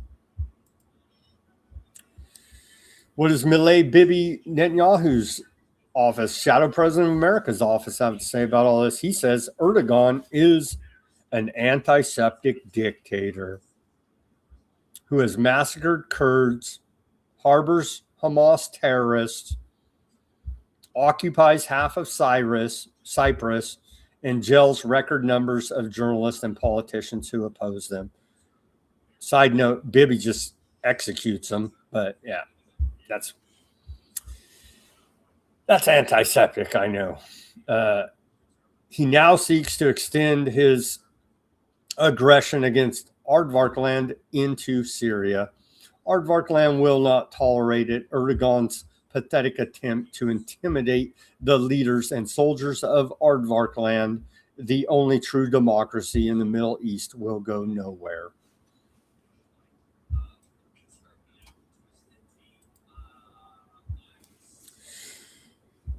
Well, Aardvark land forces are extending their operations, the arson campaign, into Syria now. Reported earlier today by the Cradle, they say local sources report fires engulfing agricultural areas in the northern countryside of Syria's Qantara after Aardvark land occupation forces dropped illumination flares in the vicinity of the area.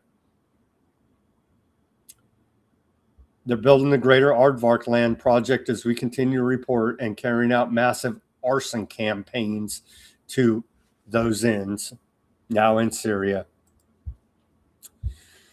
Full-on attacks there in southern Lebanon. The latest about Aardvark land attacks in southern Lebanon. As of midnight last night, Aardvark land airstrikes in Kafur, Ramon, a bunch of attacks, airstrikes in Ali al-Tiyar Highlands, another airstrike in Montessori, another airstrike in Al-Qantara, Aardvark occupation forces, another airstrike in Kafara, Ramon, and it gives the times here. Here it is.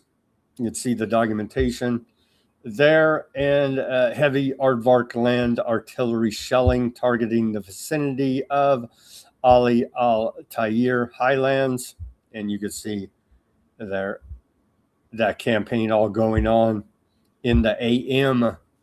At nighttime, you can see right there, and some images. of the explosions going off in the background. Aardvark land forces bombarded the strategic Ali Tahir Hill. We reported that. There's video of it. It's explosions at night. I guess it's like a cool fireworks show. If it's you, unless it's you or your property, they're destroying, and then it's quite horrific.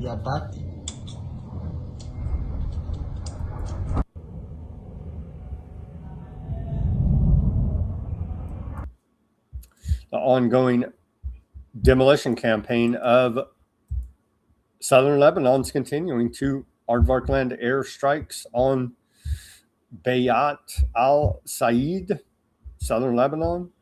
Video of that.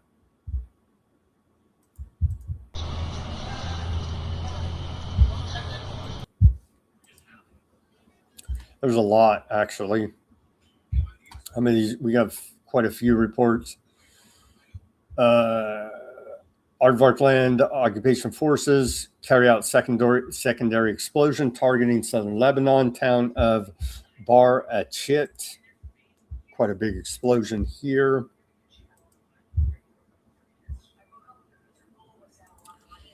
It goes on. Aardvark land occupation forces carrying an explosion near Adi Roon, southern Lebanon. Another one. Aardvark land machine gun fire reported originating from Al Qatara toward Tulin.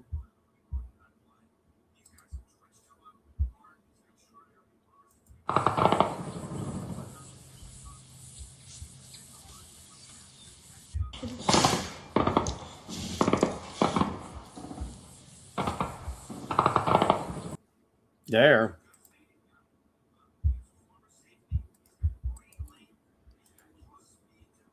Aardvark occupation forces burn residential homes in Biet Yahon.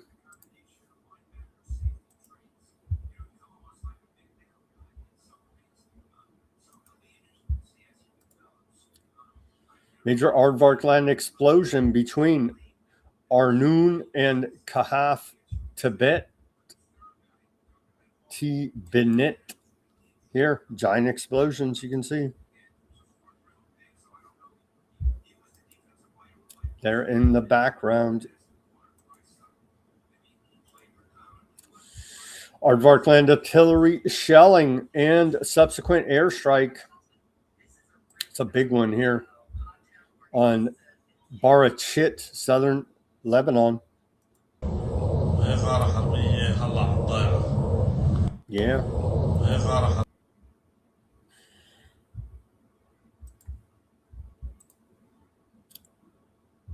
Aardvark land artillery shelling targeting Hadatha.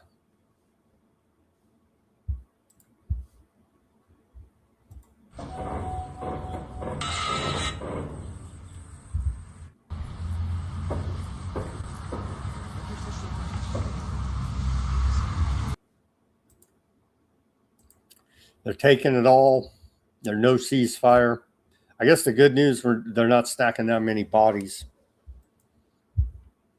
UN reports 94% of Gaza population without proper shelter ahead of winter. Over 70% of the shelters flooded last winter as Aardvark land continues to block the entry of essential aid there in the Gaza Strip. More than 4 out of 5 families in Gaza are living in critical or catastrophic conditions, lacking fuel, energy, and essential household items under the ongoing Aardvark land siege of the Gaza Strip. UN agencies and partners revealed in a report published yesterday. 83% of American doctors who treated children in Gaza emergency rooms reported seeing preteen patients shot in the head or chest. The figure comes from a survey by trauma surgeon Dr. Ferenzo Sidhiwa, featured in a new documentary, American Doctor, An open letter signed by 99 U.S. medical volunteers stated they treated such cases on a regular basis or even daily. They called it impossible to dismiss an incident. One surgeon documented 13 children with single gunshot wounds to the head in just 2 weeks. The documentary also shows the aftermath at hospitals where incubators fell under siege. Here's a clip out of this documentary, American Doctors. I want to take you through what Gaza looks like when a hospital is totally overwhelmed. You're getting waves of patients. Who do you prioritize? What do you have to treat them? You got no pain medicine to give the people whose legs have been blown off. 3 surgeons all working on one little girl for, 2.5 hours? And she's probably going to lose her right leg, and her left arm. And she's starting to wake up. Let's get her warm. As a Jewish physician, I knew nothing about Gaza. Like most Americans, I thought everybody out here were nothing but terrorists because that's what I was told. I'm not Israeli, I'm not Palestinian, I'm not Christian, I'm not Muslim, I'm not Jewish. I don't really have any connection to it. But as an American, I just don't want my government involved in crimes. I'm a Palestinian. I'm not a spokesperson. I'm a human being. I'm a U.S. doctor who wants to see babies like my babies not be killed anymore. What surprised me most was how the carnage was focused on journalists, healthcare workers, and children. This bomb. Where was that? That bomb hit the building. There was a 15-year-old kid ready for discharge that was incinerated. And if I had gone down and been changing that kid's dressing, there would have been 3 bodies and I would have been one of them. When they hit a hospital, that's a deep tragedy that people will feel in the community for the foreseeable future. We're just asking that hospitals not be targeted. Why that conversation is derailed in the United States is beyond me. We do not have to accept that as Americans. The United States could stop sending jet fuel, bombs, all sorts of weapons. This is a political problem. We need a political solution. We're a good pair. You talk intelligently and I talk emotionally. It's on us to make sure that their stories are told. I couldn't go to Palestine. I got rejected. And then I come back to the United States and get detained by the Department of Homeland Security. This is what my tax dollars did. What your tax dollars did. What my neighbor's tax dollars did. They have the right to know the truth. Thoreau's the right one to listen to. He is about fairness, and he is about doing the right thing. You know we're not dating, right? You don't have to talk me up this much. I just met her 5 minutes ago. Yeah. Yeah, well, I got news for these doctors. There is no political solution.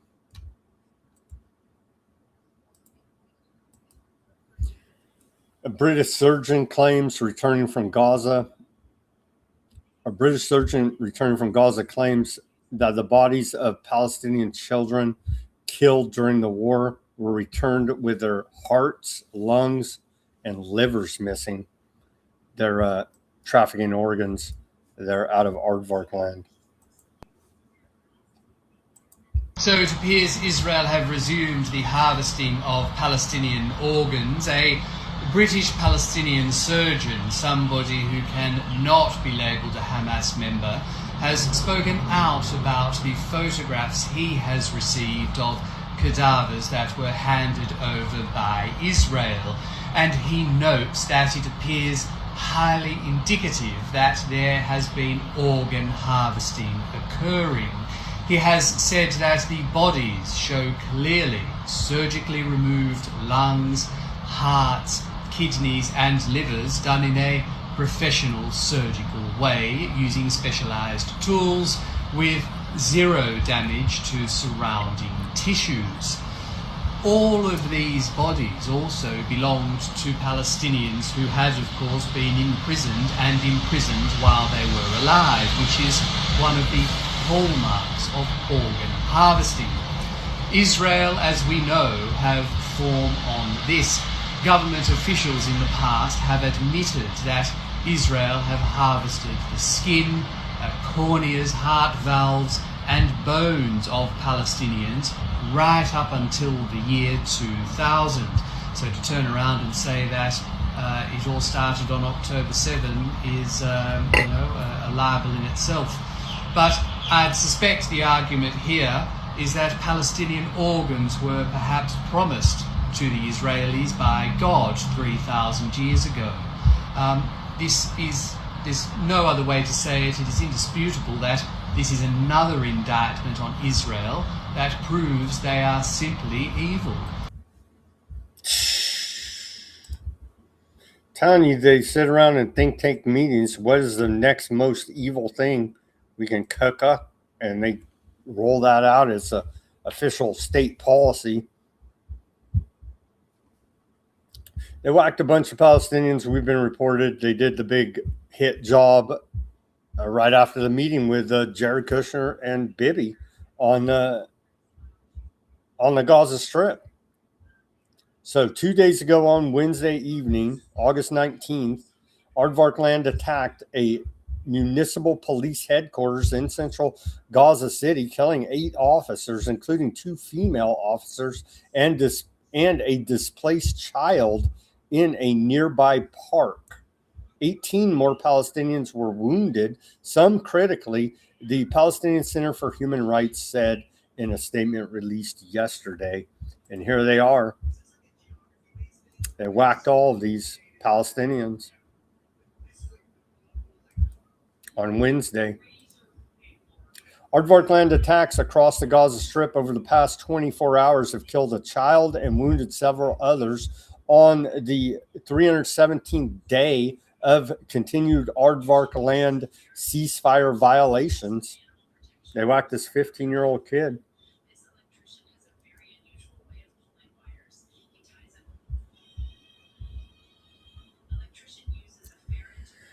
Ramzi Ahmed, no longer with us, tragically enough, killed by genocide.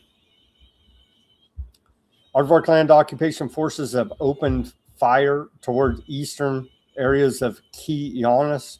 That was reported earlier today out of the Gaza Strip. It continues.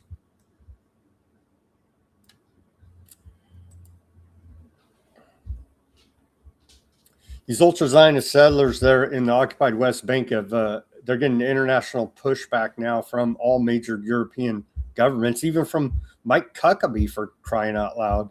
So they've really stepped over the line. They don't seem to care. Neither does Aardvark government. Now they're getting pushback here from this evil woman, van der Leyen, right? President of the EU. We showed those official statements from UK, France, Germany, all the big dogs of Europe, and a bunch of others yesterday. Here's EU President van der Leyen says the Aardvark Land government's decision to publish construction tenders for the E1 settlement project is unacceptable. We have long opposed this step. It undermines the two-state solution by dividing the West Bank and breaking the territorial continuity of the Palestinian territories. We remain committed to a just and lasting peace based on the two-state solution. Somebody want to tell her there's no two-state solution? They're killing everybody and taking everything. Systematic arson campaigns, systematic destruction of public health infrastructure, systematic destruction of public safety infrastructure, poisoning the wells, salting the land. The logic is simple. Control the water and you control the people. Palestinian farmers in the occupied West Bank report that Aardvark Land ultra-Zionist settlers are encroaching on their land and water resources. Here's a report out of Sky News. Shockingly enough, here's the report. We've seen terrible scenes recently of Israeli settlers laying siege to Palestinian homes in the West Bank and a huge surge in settler violence. It's caused international outcry, but there's been no change in policy towards Israel and certainly no change to the violence on the ground.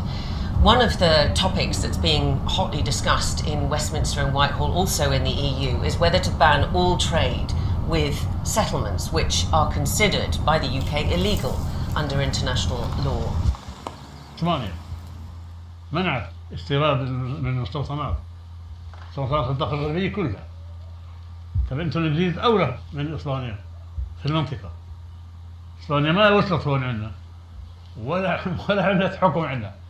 Abdul Karim Fouka has seen a lot in his 73 years. Israel's seizure of the West Bank in 1967 and the huge expansion of settlements since then through his family's farmland. And he has little hope of change. شباب هذا الصغير إما على السجن أم قتل.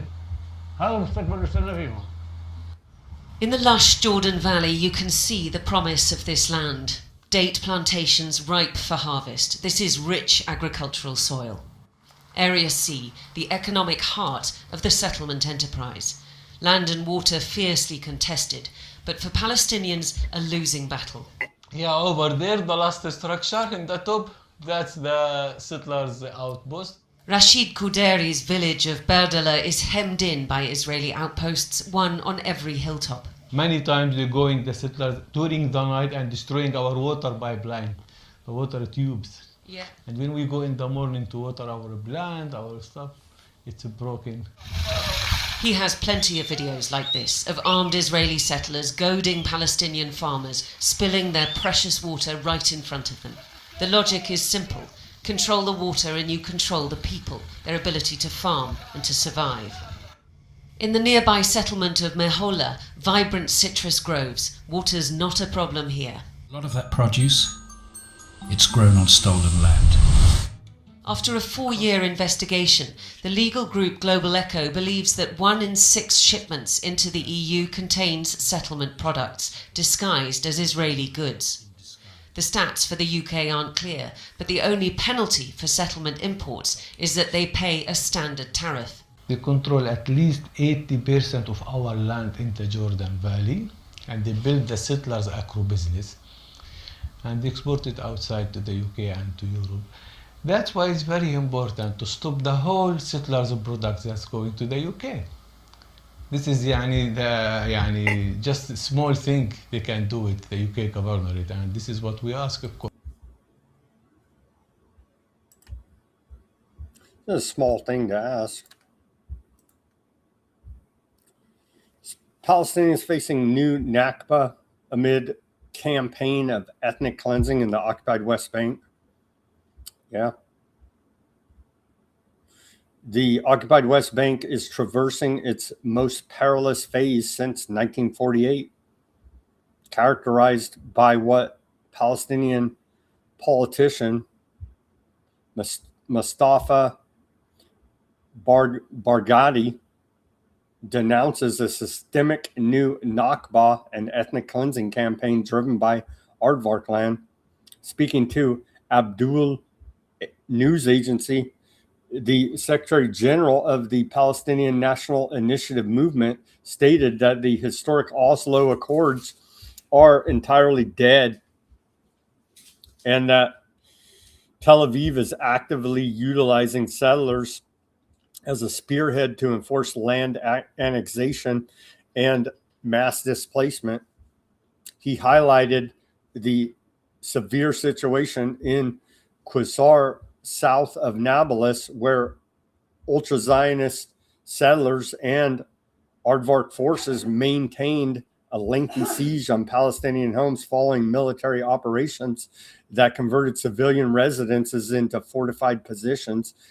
He heavily criticized the transfer of administrative security powers within settlements from the military to police under National Security Minister Ben-Gvir, warning that Western nations display hypocrisy by paying lip service to the two-state solution while failing to impose punitive measures against ongoing violations of international law. Maybe you want to tell a little Vanderlei about this. I'm sure she knows. Canada condemns Aardvark land for closing probe into aid worker killings. The Canadian government formally condemned Aardvark land's decision to close criminal investigations into the October 2024 airstrikes that killed 7 World Central Kitchen aid workers in the Gaza Strip, including a Canadian citizen, Jacob Flickering. Yeah, they whacked them for trying to bring food to the refugees there. We covered it at the time. Yeah, they don't even need to investigate. They're like, investigate ourselves and find nothing wrong. Hell, we do no wrong. According, God told them 3,000 years ago, you can do no wrong. Not my God, but their evil God. Oman's Ministry of Foreign Affairs condemns aardvark land activities in the occupied West Bank. They've had wide international condemnation now, even from puppet Gulf states. There. Report reveals state-backed ultra-Zionist settler violence expanding across the occupied West Bank. Let's watch this report.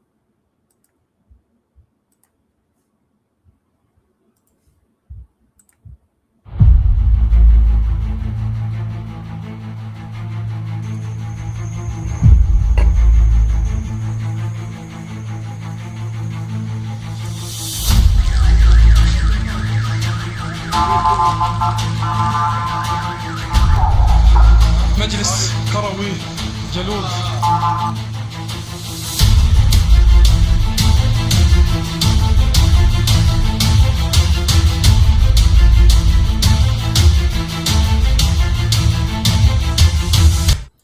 Yep, they're taking that land. That's Smotrich has said. They're taking all that land. It kind of reminds me of the Purge. You know what I mean?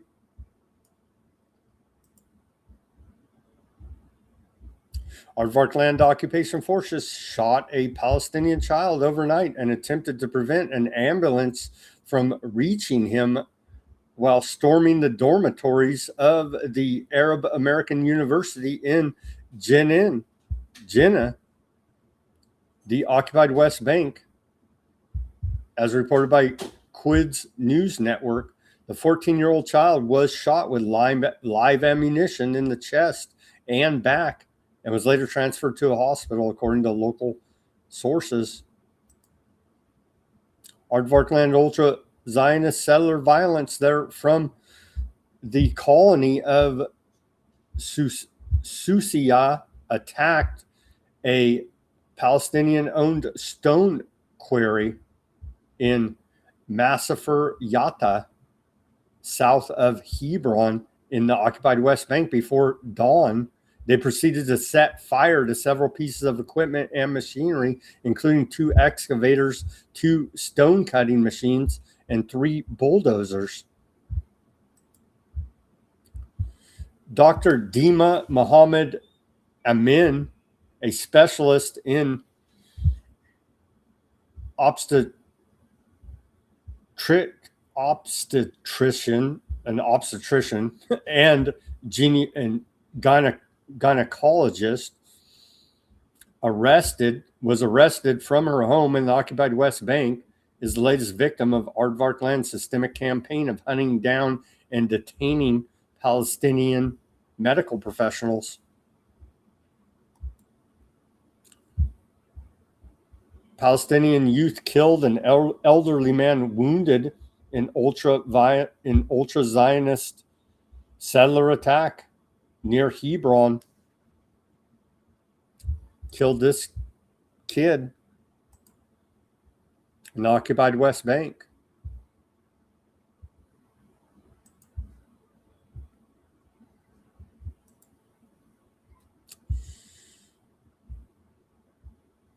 It's ongoing. Here they are.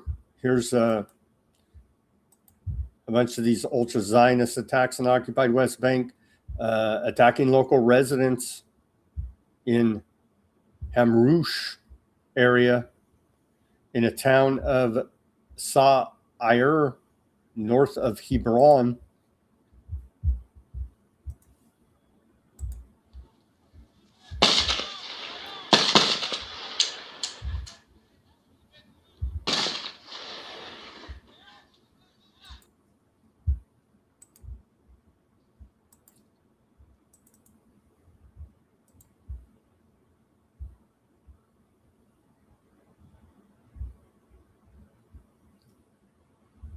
More of the raids here by the Aardvark land occupation forces take over Palestinian home in Yabba, southwest of Jenin in occupied West Bank, and turn it into a military outpost.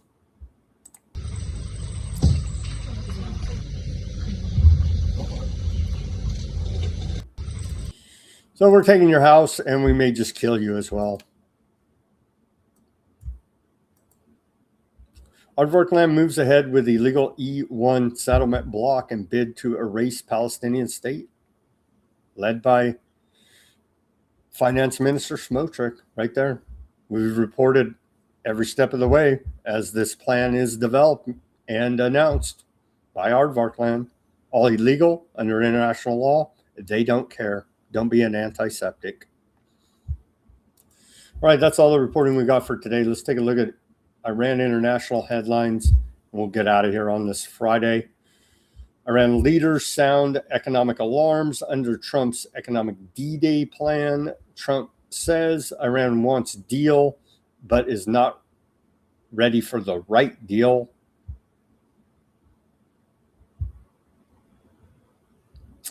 Yeah, no major kinetic action, U.S. versus Iran right now. There was that one report of some action in the Strait of Hormuz, but it appears nothing major is kicking off or has kicked off, at least since we've been live here. Trump says Iran not ready for right deal. Headlines out of Al Jazeera now. UN Rights Office for Palestine calls out Aardvark land army over attacks on Gaza police. UN rapporteur brands Aardvark land military as the most immoral amid latest killings in the occupied West Bank. Yeah, you don't get much more evil.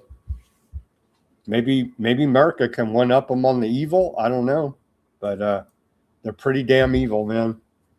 Pretty damn evil. All right, that's all the reporting we have for today. Thank you for joining me on this Friday edition of Weaponized News. Let's head over to the channels. Odysee first, as per usual. Here now. Oh, by the way, everybody should, if you have 20 minutes, go check out that, or go read it for yourself, whatever. I did put out a mini documentary on national security, science, and technology strategy of the United States 2026 edition. It's the framework for building scientific dictatorship technocracy, the greater North America. You might want to take a look. It's free up on Odysee. It's free everywhere, but it's on Odysee, Rumble. It's on the YouTube channel. You can go watch it right here, right down there in the documentary section. And I have links to the document. You can go read it yourself. I did a 20-minute summary version mashup of it there for you. Go take a look at that, all free, of course, to inform you. All right, let's head over to the Odysee channel now. Thank you, everybody, for tuning in on Odysee on this Friday. Shout out to Fat Bob, Huffman, Test. Where's my 2 taxation is theft t-shirts proudly. Thank you, Fat Bob. Thank you. Let's see. It wouldn't surprise me if Mint has ad block built in on the difficult browser. A bunch of aardvark manipulation she has seen. Is there another open source OS? They're talking amongst themselves, I see. Shout out to John, Test, Vol.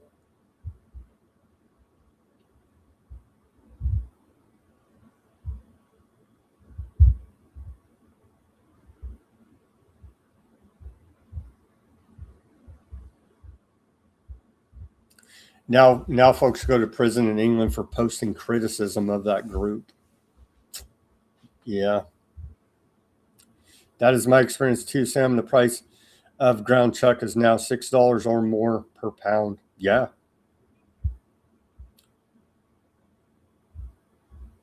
Bitcoin remains in shaky ground, in my humble opinion. Yeah, it is in shaky ground. I do agree with you there, Fat Bob. You don't see me pumping Bitcoin. I did for a minute there, back 4 or 5 years ago during the bat times, but since I've learned quite a bit more about it,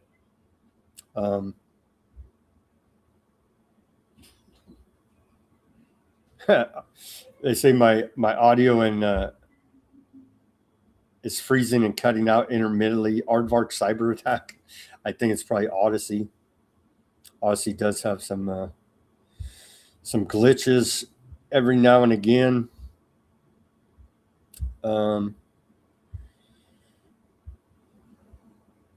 Yeah, thank you guys for tuning in and chatting it up on the Odysee. Apologies for the glitches. I think it's probably Odysee, honestly. They do good most of the time, but every now and again they do have the glitches. Thank you guys for tuning in on Odysee, X, Bitchute,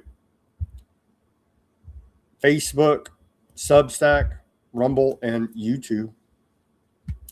Okay, let's head over to the Rumble YouTube chats, and Facebook comes through as well there. Shout out to Strong on the Rumble, A-Dub on the YouTube. Vote red or blue, you get an aardvark. Cold says, yeah. Hard to disagree. Not in all cases, but in large majority of cases, yes. God, you are dumb or a globalist shill. Well, we appreciate the insults there, Jay. If you knew anything about international affairs, maybe you'd have a different opinion, but keep listening to your MAGA bros there. Shout out to Ruckus. Ruckus says he says, sorry to report no boiler room on ACR tonight. Ruckus is on ACR tonight. What's ACR? Alternate current radio, right? Ruckus is on alternate current radio tonight. For those, you may have already started.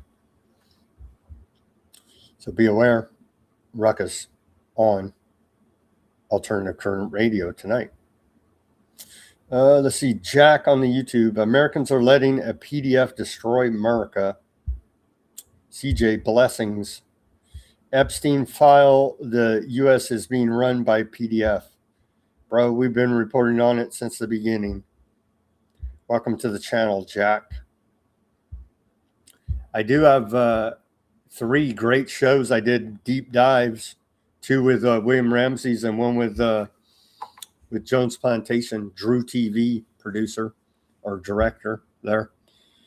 Those are all available at Weaponized News. Deep dives into the Epstein files there. They're all paid off or blackmailed, A-Dub says. It appears so. Trump promises American made, promises kept, Slick Nick.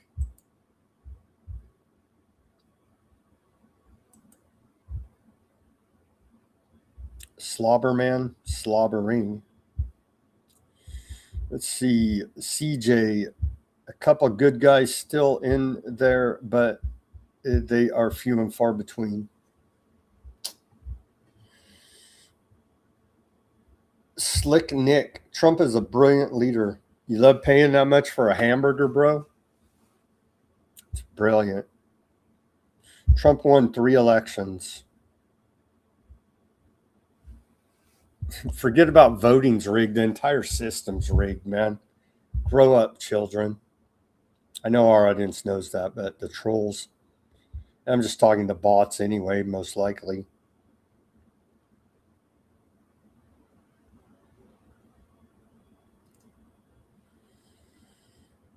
Let's see, Mr. Mundre. Why is POTUS getting cozy with North Korea?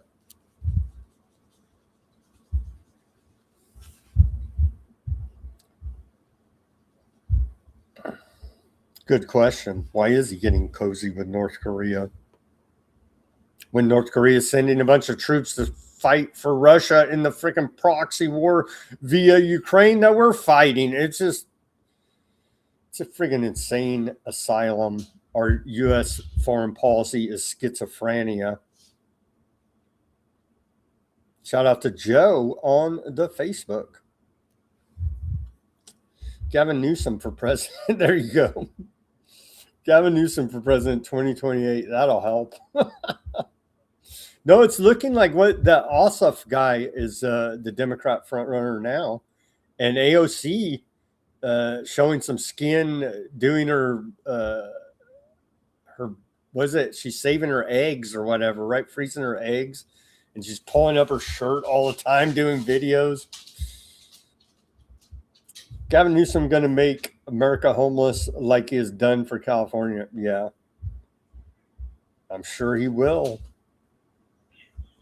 I'm sure he will. Gavin Newsom for president. You seem like an accelerationist there, Mr. Mundre.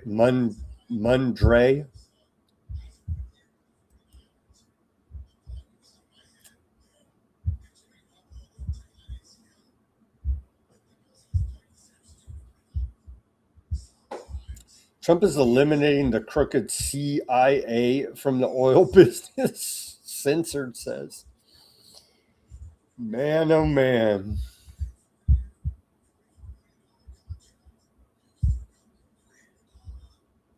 And then Robert says, your lobotomy didn't go well. Trump is robbing the United States. Come on, man. Grow up and get out of these delusions that that Trump and the whole entire government give up the illusion that they work for us. They don't. They work for themselves, and they're profiteering off their positions of power. It's ridiculous. The government's an organized crime syndicate. Shout out to Snow over there. You're a goy slave, Snow told. Oh, man. Trump's a PDF. You better believe he is. And she shout out to Hemp Car, Yona, Denver on the Rumble. Thank you guys for tuning in there. Ruggins, Huckabee don't know shit. Oh, it's like Huckabee been kept in a closet and just broke out and noticed that Aardvarkland terrorist. It's like he knows it's really freaking bad. He's trying to do damage control, and it's just already too bad. You're not gonna apologize your way out of this and excuse your way out of all of their genocidal ways. It's a little late, Huckabee. Ruggins, obey Trump. Trump is always right.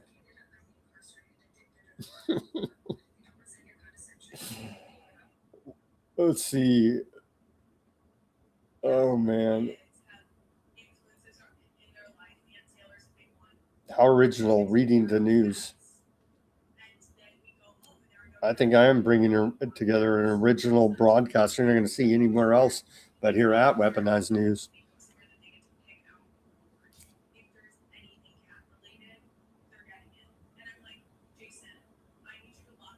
I invited Thomas to come on, get fact up on, offer a alternative view to the Gilliam assertions, or to help explain things. Then we could tie in logical fallacies if I got things wrong.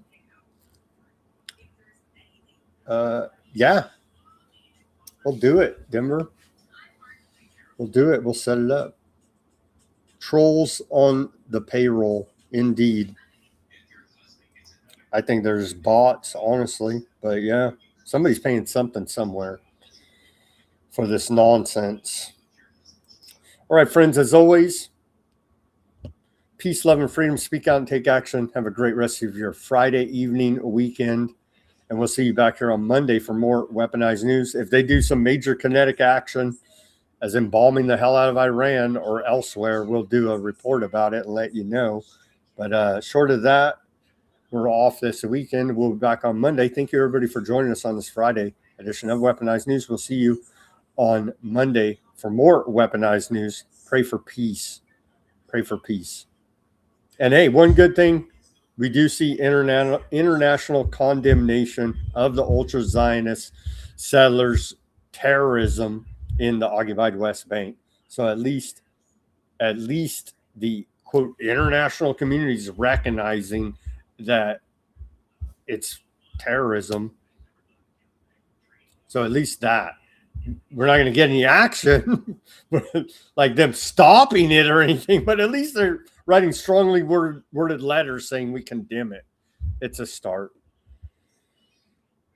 Yeah, Denver, let's coordinate and we'll do that show for sure.